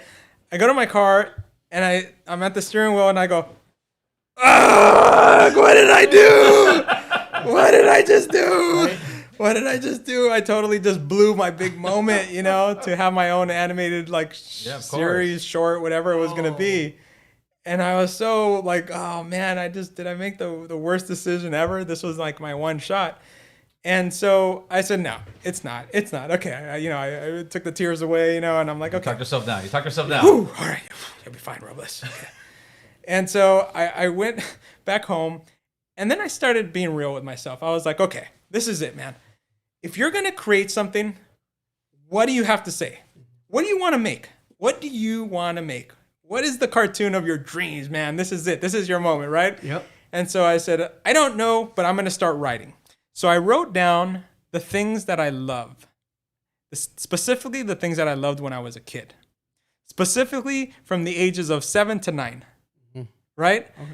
I said, I used to love watching the reruns of the live action Batman and Robin. You guys remember those? Oh, yes. The pow, wham, all those, right? Yeah. I used to love watching reruns as a kid because I was like, oh my God, these are adults wearing these outfits. Oh, this is so amazing. Eating my cereal, like, this is hilarious. I used to love watching those when I was a kid. So I was like, I used to love watching that. I basically was raised in a 7-Eleven. As we all were, right? If you grew up out here. I was raised in a 7-Eleven. Why? Because 7-Elevens were the best. After school, before school, and back then 7-Elevens had arcades in them, right? They used to have them inside, right? Wherever there's an ATM now, there's games. That's where a game used to be. An arcade machine used to be there. And so it was our hangout. 7-Elevens were our hangout, right? That's where you can meet up with your friends. That's where you would like get into trouble. That's where you get all your sweets, all your snacks, Slurpees, right? Nachos, everything. All of it, right? And if you think about it, it's probably the coolest place. And I'll tell you what, aside from all the stuff you get, it's probably one of those rare places where you'll see a guy driving up in a Maserati, and you know they probably have a lot of money, waiting in line next to a bum. Yep. Next to like us common folk. or the construction worker or the nurse. It's the place where everybody just kind of like equal. Yeah, everybody's equal there. You're all waiting in line. It don't matter if you have a Maserati or not. You're waiting in line, man. Right? So I just always love that vibe of like convenience stores. They're just always been fun. So I wrote that down, and I love Monsters, and I love Slurpees, and I love all these things, right? Yeah. And I said, this is it. Like, these are the things I love. I'm gonna create a show about me being, the 9-year-old version of me and all the crazy stuff we used to get into as kids, right? And any kid that wore a Halloween costume, like when we never wanted to take those off. What if you had the dream where you didn't have to take it off? Yeah. Right? And I said, that's the ultimate, like the ultimate fantasy for a kid. Yeah. I get to wear my Halloween costume all year long. That's amazing, right? And I always was a fan growing up, right? Like of animation, this and that. So comics, this, that. So I was a fanboy in a sense. Right? Okay. So, I was a fanboy of all these things. And, a 9-year-old, I had such great memories of school and hanging out at 7-Elevens, hanging out, with my Slurpees and what have you. And so there I go. I start developing these things based off of the things that I truly love. And the moments in my life where I was the silliest, where I would laugh out loud, where I would goof around, where I would do all these things, and we all, that's what we were talking about earlier, right? Like it was simpler, right? Yeah, and it was just nice and fun to be that age and really enjoy being a kid. And I was like, that's it. That's what I want to create. I want to create a story about goofball kids, man, that hang out at convenience stores and drink Slurpees and get into trouble. There's bullies, there's that, mischiefs, all this kind of stuff, everything that I love. So I wrote Fanboy. He's a fanboy. That's who he is. And he's got to have a little partner because my sister and I are, we're latchkey kids, right? Because our parents were always working. And so we would hang out, go to 7-Elevens all the time, right? So I said, he needs a partner like my sister was to me, right? Yeah. So I said, okay, then there it is. I was like, I'm going to create this little partner of his, right? And I don't know if you guys remember, but in the live action Batman and Robin or Batman series, Batman used to always refer to Robin as his chum. Wow. It's all coming in. Yeah. Right? It's all coming together. So he said, "Come on, chum," right? Yes. Because that's his buddy, right? Yes. And so there I go, chum, right? And he's like, "I got the fanboy and I got the chum chum, right? That's their names." So That's amazing. So that's where you came up with Fanboy and Chum Chum. Oh, wow. Okay. So I start writing this stuff out, and then I start storyboarding it. A storyboard is like, these panels that actually show you what's happening within the story, right? Yeah. That's And- a big old wall with a bunch Yes, sir. Yeah. Yes, sir. So I start storyboarding this thing out. I start sharing it with a close friend of mine, Andre Nieves, another amazing animator as well. And, him and I are kind of like, I need somebody to show my stuff to. I'm like, is this working? Is the story working? This and that, And then I slowly start showing it to other people, my colleagues, and they're like, oh, yeah, this is working. This is not working, whatever it is, And so, there I go. And I finish it and it's done. And I'm like, I'm ready. I'm ready to pitch this, right? So I call Fred Seibert up. He calls his people. And next thing you know, I'm at Nickelodeon and I'm pitching to all the executives at Nickelodeon. How many? In that room, I want to say there was about 5 to 6 executiors, right? So you're in there all nervous. Yeah, Again. yeah. It's like the original Shark Tank. Yes, sir. Yes, sir. So there I am, and I'm pitching this thing, and I'm animated, and I'm like, and then this happens, and all the craziness, And, long story short, they're like, you got it. Like right then and there? Or? Yeah, it's a short. It's called the short, right? okay. So it's a 7-minute short. I think there were 7 minutes. 7-minute short that we did for the original Fanboy pilot, right? Along with, 39 other shorts, right? And ultimately, out of all the shorts that were made, mine was picked to become a series for Nickelodeon. Amazing. Yeah. Man. That's amazing. There was something brother. like 58 cartoons, I guess. Ultimately, like Yeah, the, yeah, whole, the whole the whole run of Yeah, the whole season run 1 of- and 2. Yeah. I don't even know anymore. It's somewhere up there Yeah. in the 50s. I think it's 52 maybe. So I Altogether. remember one time I ran into you and we started talking about it, and I don't know if you remember the conversation. Or not. I don't even remember where we were at, but this was like maybe 4 or 5 years ago. And I had asked you, well, when you go to other countries, how do they see you? And you were just like blown away how people knew who you were in other countries because of this cartoon. Yeah, Really? yeah. So here's another level to that, right? I want to talk about the crews, right? Yes. Because then you start building teams, right? And these teams that you start building, it's like this your old school team, right? Like it's like your peeps, man. These are like the Core group. right? Your core group. And what's amazing about having an opportunity like this is I get to hire the coolest, like most Wow. amazing artists, right? Guys that'll blow me out of the sky with their work, man. Their stuff is so good, right?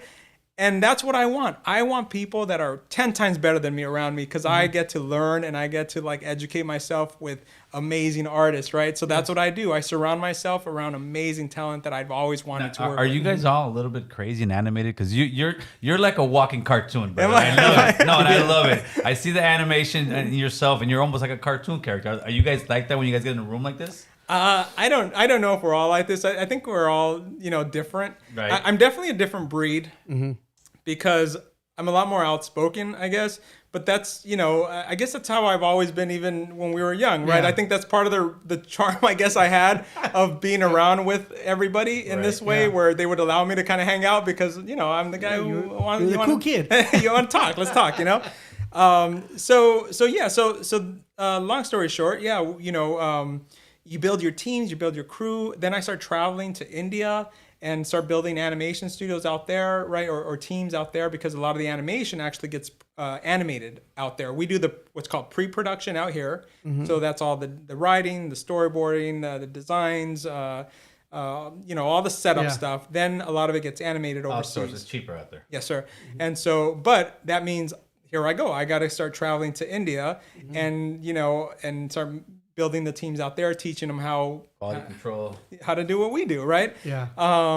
And so that becomes like this whole new thing in my life where now I'm traveling overseas and I'm starting to like see how things work in other countries and meet wonderful people in different parts of the country and Networking. things I would never have experienced in my Yes. life is what I'm saying, right? Like, you know, again, growing up in the streets and here I am traveling around the world now and meeting these amazing people and learning from them. And I'll tell you, one of the first lessons I learned, which was super impactful for me, was when I arrived to India. Like I was so humbled on how nice everybody was, but not just nice. They would literally come up to me and say like, "Oh my gosh, thank you so much, thank you so much, thank you so much," and I'd be like, "Sure, cool, all right," you know what I mean?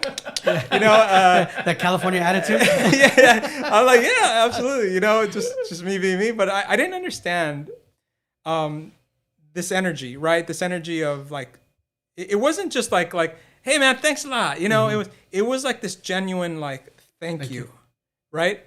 And then I asked the guy that I was with, I was like, man, everybody's like super like nice and very thankful. I said, that's like really different, right? And he's like, well, you know that because of you, their families will eat for the next 2 years. Oh wow.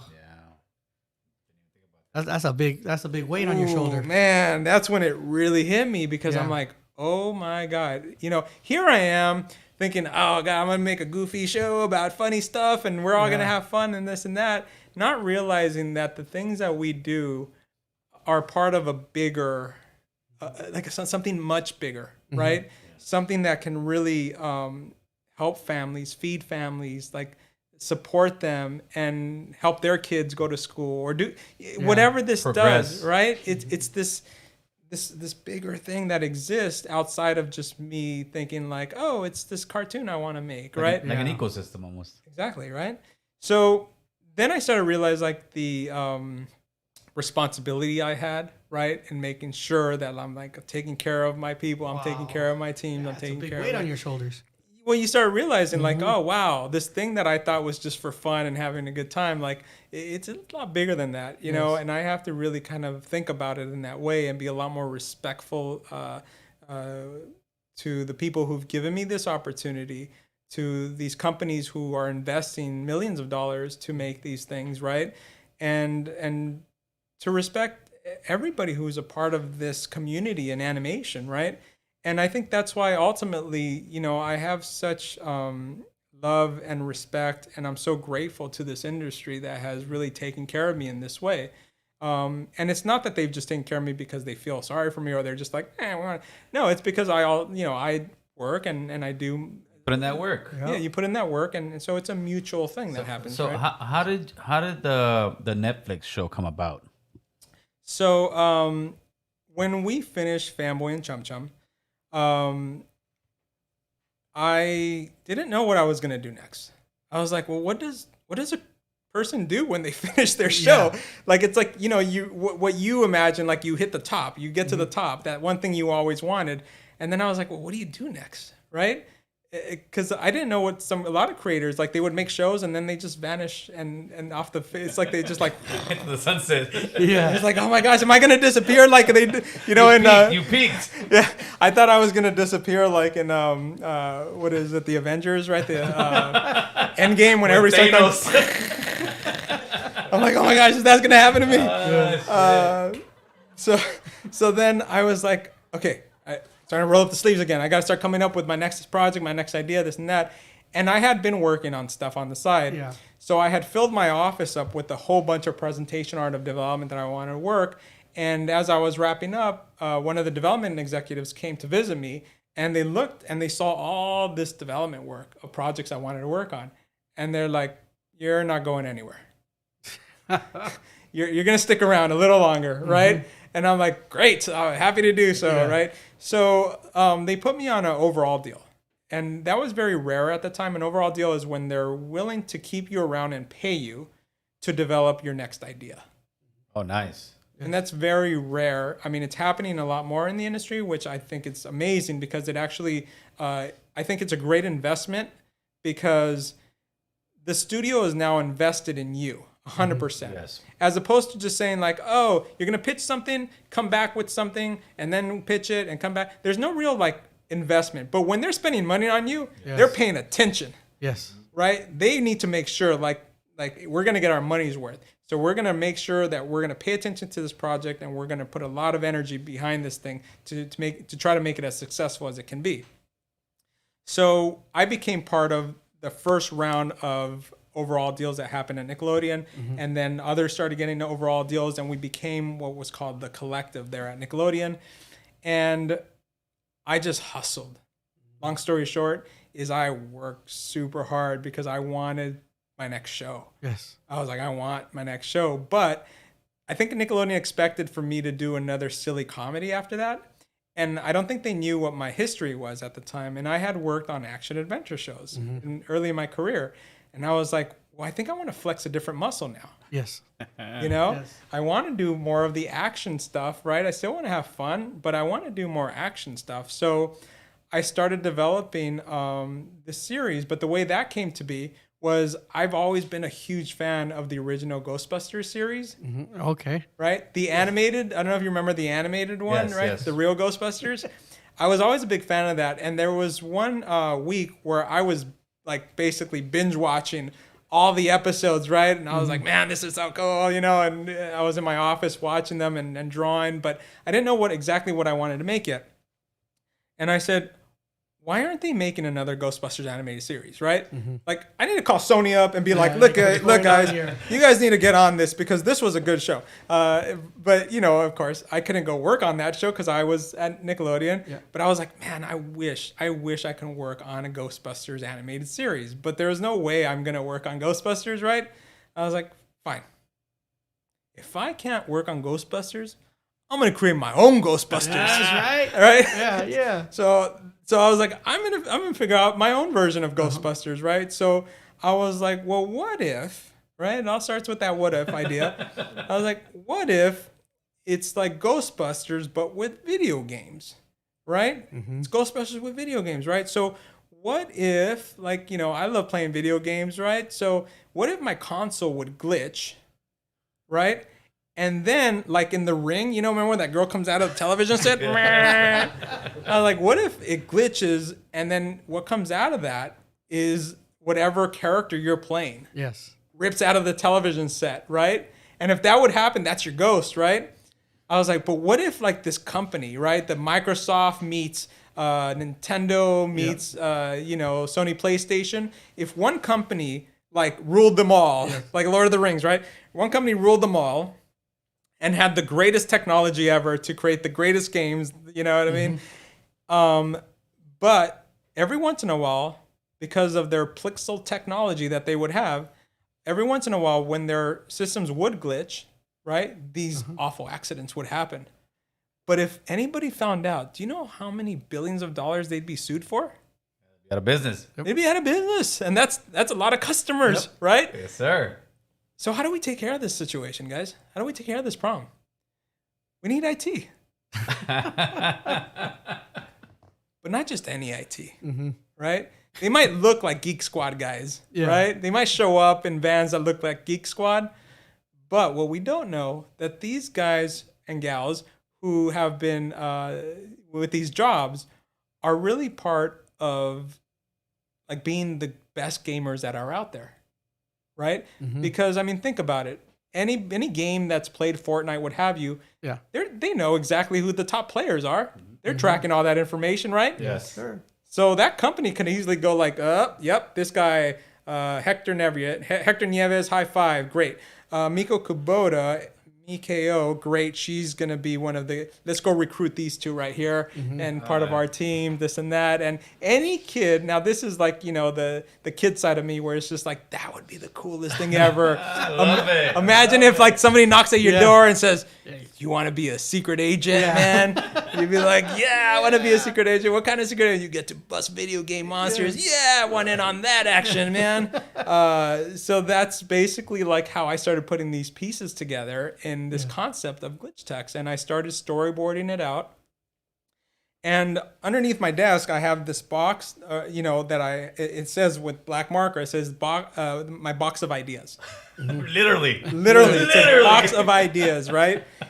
And anytime I would get ideas, I'd scribble them out, this and that. I'd be like, we'll see. Yeah. And put it in there and say like, maybe I'll come back to that and keep doing. And I do that all year long, right? That's your box of ideas, right? So it's That's my side of ideas right there. Yeah. And so that was kind of like the approach I had was just kind of putting stuff in there until something hit, right? And what I had done with glitch text is I had storyboarded out like an opening sequence, and I said maybe, and I put it away, and I said okay, that's that. Then at that time there was the president of Nickelodeon. His name was Russell Hicks, or is Russell Hicks, and he loves animation. He's one of these guys who just doesn't say like, oh, I love animation, and I don't really care what's on the television set, kid. He wasn't that guy. He genuinely loves animation, and he was an artist himself, right? So to have, that's like your Walt Disney. Oh, yes. Right? Yep. Your Walt Disney is the guy who like literally loves to draw, loves to create this and that. And we were fortunate at that time to have somebody like that who genuinely loved animation.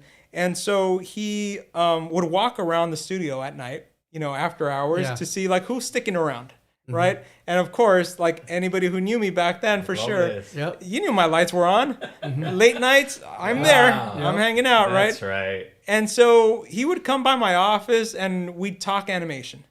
We talk about the classic. We talk about, oh man, yeah, remember that Chuck Jones cartoons or Tex Avery or Clamp It, man? Cool. Like all these, like, we talk about all the old stuff. And meanwhile, he would do that and grab my box, put it next to him, and just go through my stuff as we talked. Yeah. Right? That's just like going through a sketchbook while we're talking, right? Yes. So, and that's cool, this and that, right? And then he came across my storyboard for glitch text. And so he picked it up. He's like, well, what's this? Right? And I'm like, oh, it's just this idea. It was called 8-bit and high five at the time. I was like, oh, it's 8-bit and high five. It's just this idea I had, this and that. He's like, well, pitch it. And I'm like, okay, sure. It's casual, right? Yeah. And so there I go, and I pitch the idea out, this and that. And he's like, and I said, Ghostbusters video games, and he goes, oh, I know. I know what you just did here. Yeah. You got the chocolate and you got the peanut butter and you put those together, right? And I'm like, yeah, kind of, right? He's like, let's start developing this. And I'm like, are you serious? And he's like, yeah, this is your next project. You should start developing this. And I'm like, oh my God, is this really happening right now? Oh my God. Oh, this guy. Oh my God, is this happening right now? So there we go into development and start, developing this thing. And I had worked with a writer. His name was Dan Milano, previous to this project, on another project we were developing. And he was such an awesome, partner, right? He was a great writer, funny, humble, just good-hearted dude, man. And I was like, I need this guy. I want this guy to work with me because he's awesome, right?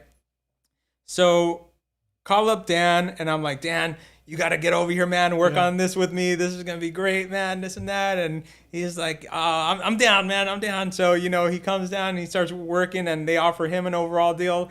And I'm like, you're a partner. We're going to be partners, right? Because I'm not about, the credit. I don't care, dude. Created by blah, blah, blah. Let's just make something cool, man. Yeah. And he's like, yeah, you cool? And I'm like, yeah, man, we're partners, 50-50 on everything, man. We're doing this together because blood, sweat, and tears, we're going to do it together, man. And I'd rather do this with somebody that, I care about and somebody who I know is going to have my back. Right. And again, that's that loyalty that you want, right? So, Exactly, right? So there we go, man. And we're hand in hand, working this thing out. And I have had such great support, and friends that I've had in the industry for many years, will come by and hang out, and we're just part of this great little community of friends that I have had in the industry that we all been supporting each other. And long story short, we work out the pilot. We test it with kids. That's what they do. They test what are called animatic pilots. We test it with kids. The kids love it, man. And from one day to another, we get the support. There was this a list of people that I should probably name, but it's going to take me forever to name everybody's name here. But so many great executives at that time that really helped pushed this project forward for us, which eventually got it launched into a series. Wow. I just recently watched it. I'm not even gonna lie because I'm not. It was a great show, man. I was like, this is not just a kid's cartoon. No, it really wasn't. Me and my wife started watching it. It is a great show on Netflix. I hadn't seen it, and I was like, wait a minute, this guy threw all kind of Latino flavor in here. Yes. Yeah. And that's why I saw when they were hopping, the first episode, when they're I said, that's like Mayan Aztec type Yes, things sir. they're hopping on. And you gave it a flavor where you're not pushing it on there, but if you are Latino, you're looking at the show like, yeah, you don't realize it. Yes. That's a beautiful thing. Now, was that just came out naturally? How did you put that in there? Because it's in there and it's beautiful. Thank you so much. Look, I love the culture, man. You know what I mean? I love our people. I love our culture. This is what I'm about. You know what I mean? I wasn't raised in Mexico. I was raised out here. Yeah. Right. So I could tell you stories about growing up out here. I could tell you stories about the culture that I do know from my family, my uncles. You know what I mean? And that's what I love is those stories. Right. But I love to put that into the shows, right? Now that I know that I can do that, especially Glitch Text was really kind of my first step into pushing that idea. Not hard, not where it feels heavy. No, not at all. Right? It's great. But there is a scene in there, by the way, in the first episode when High Five, he gets the opportunity to go to the big tournament, right? And then his papi, he's like, hey, I found your, like, the golden ticket, right? Oh, Jesus. He's like, I found this thing, and he's like, oh, yeah, but it's fine. You guys need me to stay here and work. Like, I don't worry about that. I'm going to stay here and help you work, right? And he's like, no, you are going to this thing. This is your opportunity, right? And we're going to go to this thing, and we're here to support you. That scene was ripped straight out of the pages of my life. Yes. Wow. Now that you tell me, yes. When I got offered the internship at that first place, I almost didn't take it. I had my security job, and I would help my parents financially at the end of the week. The problem with the internship was it wasn't paid. There was no pay. And so when they offered me the internship the first time, as excited as I was for the opportunity, I was about to turn it down. Wow. And I told my parents, I was like, you know what, like maybe next time or something, but they don't pay. Yeah. And right now I'm making money, and we're making ends meet right now. And my mom and my dad were like, no, we'll figure it out. That's awesome. You're going to take this opportunity and you're going to do this thing. And I was like, really? And they were like, yes, you're doing this. So if you dissect the series, there's moments in there that are real true to my life as well, right? And yeah, they're coded with a lot of fun stuff and cool things, but there's moments in there, right? There's even an episode in there that you find out where High Five's dad is, and you find out that his dad's been locked up. Wow. I've never seen that in an animated kids show. Not at all. Right? No. And I've had it's family so common. members. It's so common in our culture. Exactly. I have had family members that have been locked up, and I never thought of it as bad. I never thought of it like, I'm so ashamed or this and that. Yeah. No, I never was embarrassed of that.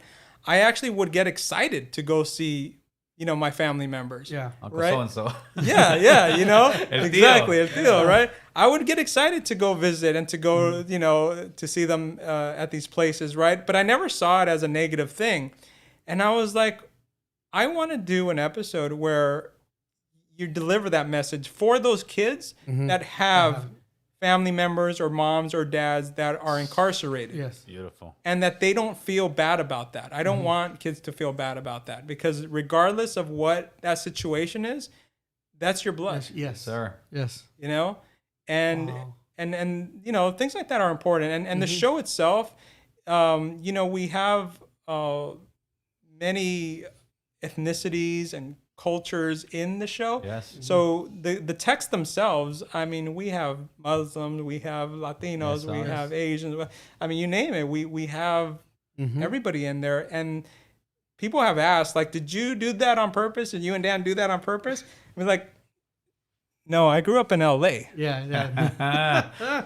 Like Yeah, that's We a are normal life. multicultural. we, Yeah. we are. Like it's just what you grew up around, Yes, sir. right? Like you go out the streets, you go down the block, you go anywhere. Go to 7-Eleven. It's 7-Elevens, 7-Eleven. right? And We're all equal. you're all equal, right? Yep. So that's what I'm used to seeing, and so why wouldn't I have that and use it as an opportunity to show that? Yes. So I guess we were doing it right before it was cool to do it. So, Right. I don't know.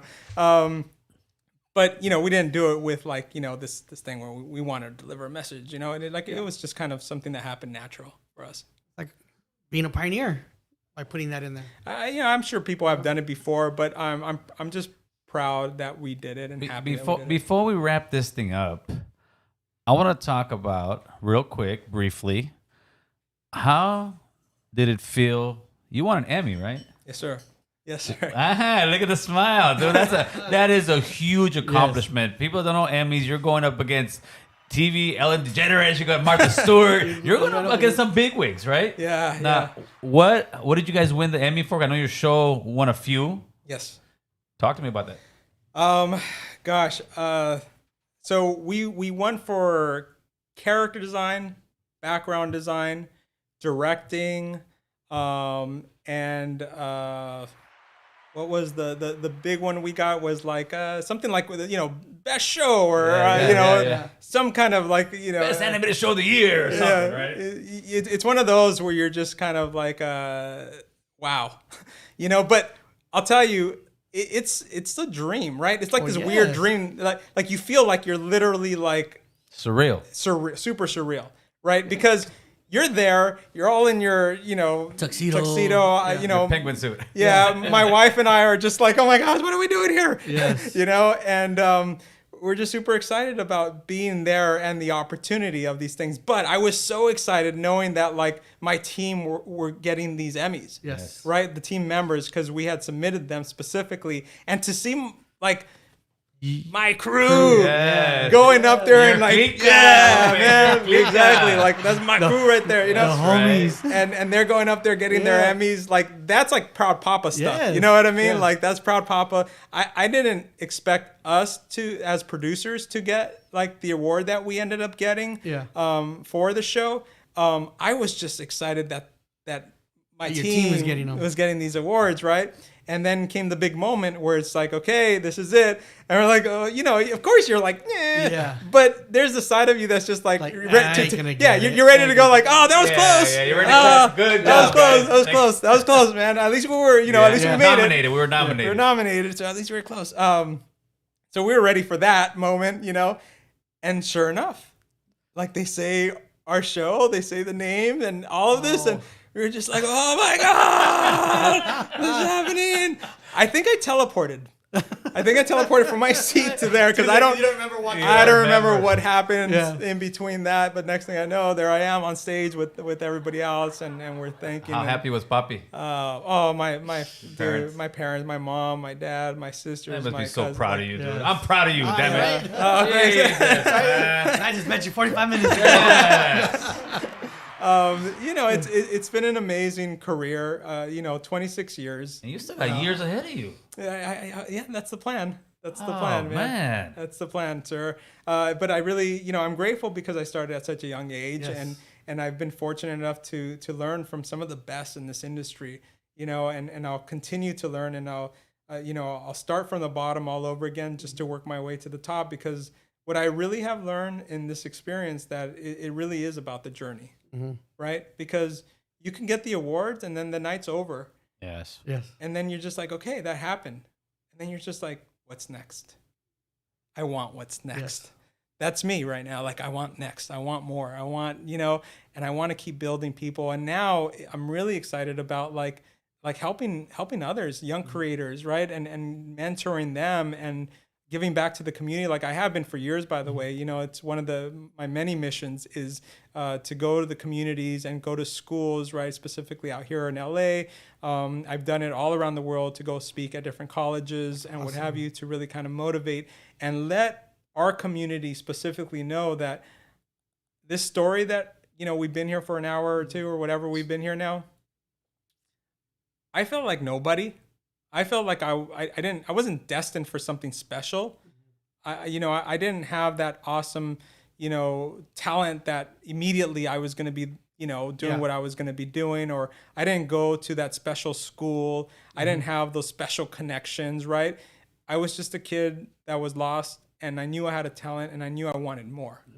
And all I needed was, a little guidance, and just one person to believe in me, and I did find that person. So if I can motivate, if I can inspire anybody to believe that they also can find a path and find a career and something that they love, then this is it. Oh my God. I think with that, we're going to start wrapping it up. But before we wrap it up, I want to tell you, Robles. Yes, sir.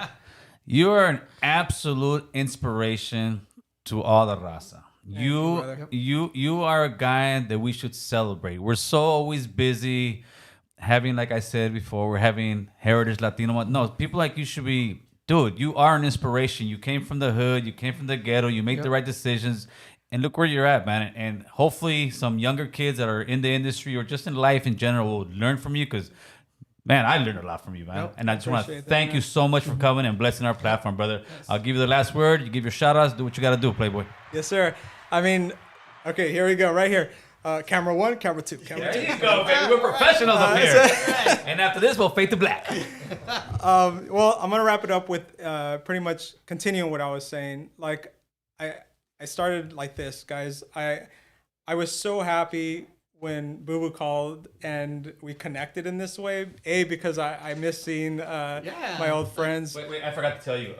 You're going to have to draw like 20. I will. 20 things for us before you leave. So. I could have been doing it the whole time. But, just seeing my friends and seeing, my roots of where I came from, it's something that I'm so proud of.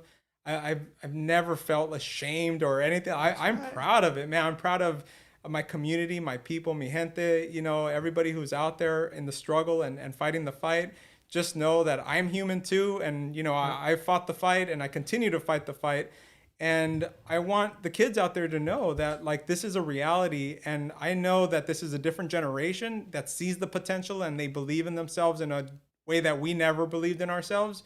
And I want you to continue to have that mindset of belief, because it is possible. And if I'm proof of it, in a time when I didn't have all these resources, you guys definitely have the resources. And I want you guys to continue this path of happiness and pursuing this career. You can find me on Instagram under Robles. That's 4 R's. OBLES, Robles, Eric Robles. You can find me on, Twitter at legit Eric Robles. You can find me on Facebook at Eric Robles. I'm also going to be teaching a class. Registration starts tomorrow. I'll be teaching a class in December on how to pitch a show, an animated series. So follow me on those social media accounts, and I'll be putting more information on that. How do you pitch a podcast? You're the guy who made it happen. I had to get it in there. I had to get it in there. You made it happen, so I'm here on your podcast. So, guys, thank you guys so much, and I appreciate all you guys out there. And please keep watching. Watch Netflix and watch. Tell them the shows. Tell them the shows. Yes, sir. Watch that Netflix show. We got to run the numbers up on that. Yes, Glitch Text. It's on Netflix. And if you feel nostalgic, you want to watch Fanboy and Chum Chum, you can go to Amazon, you can go to any of these places and watch the show. So, guys, thank you guys so much for allowing me to be part of this. Oh, no, man. Thank you, brother. We appreciate you. And with that being said, Chris, we fade to black, baby. There you go. Man. Yeah. Yes. Yes. Thank you, guys. That was awesome, brother.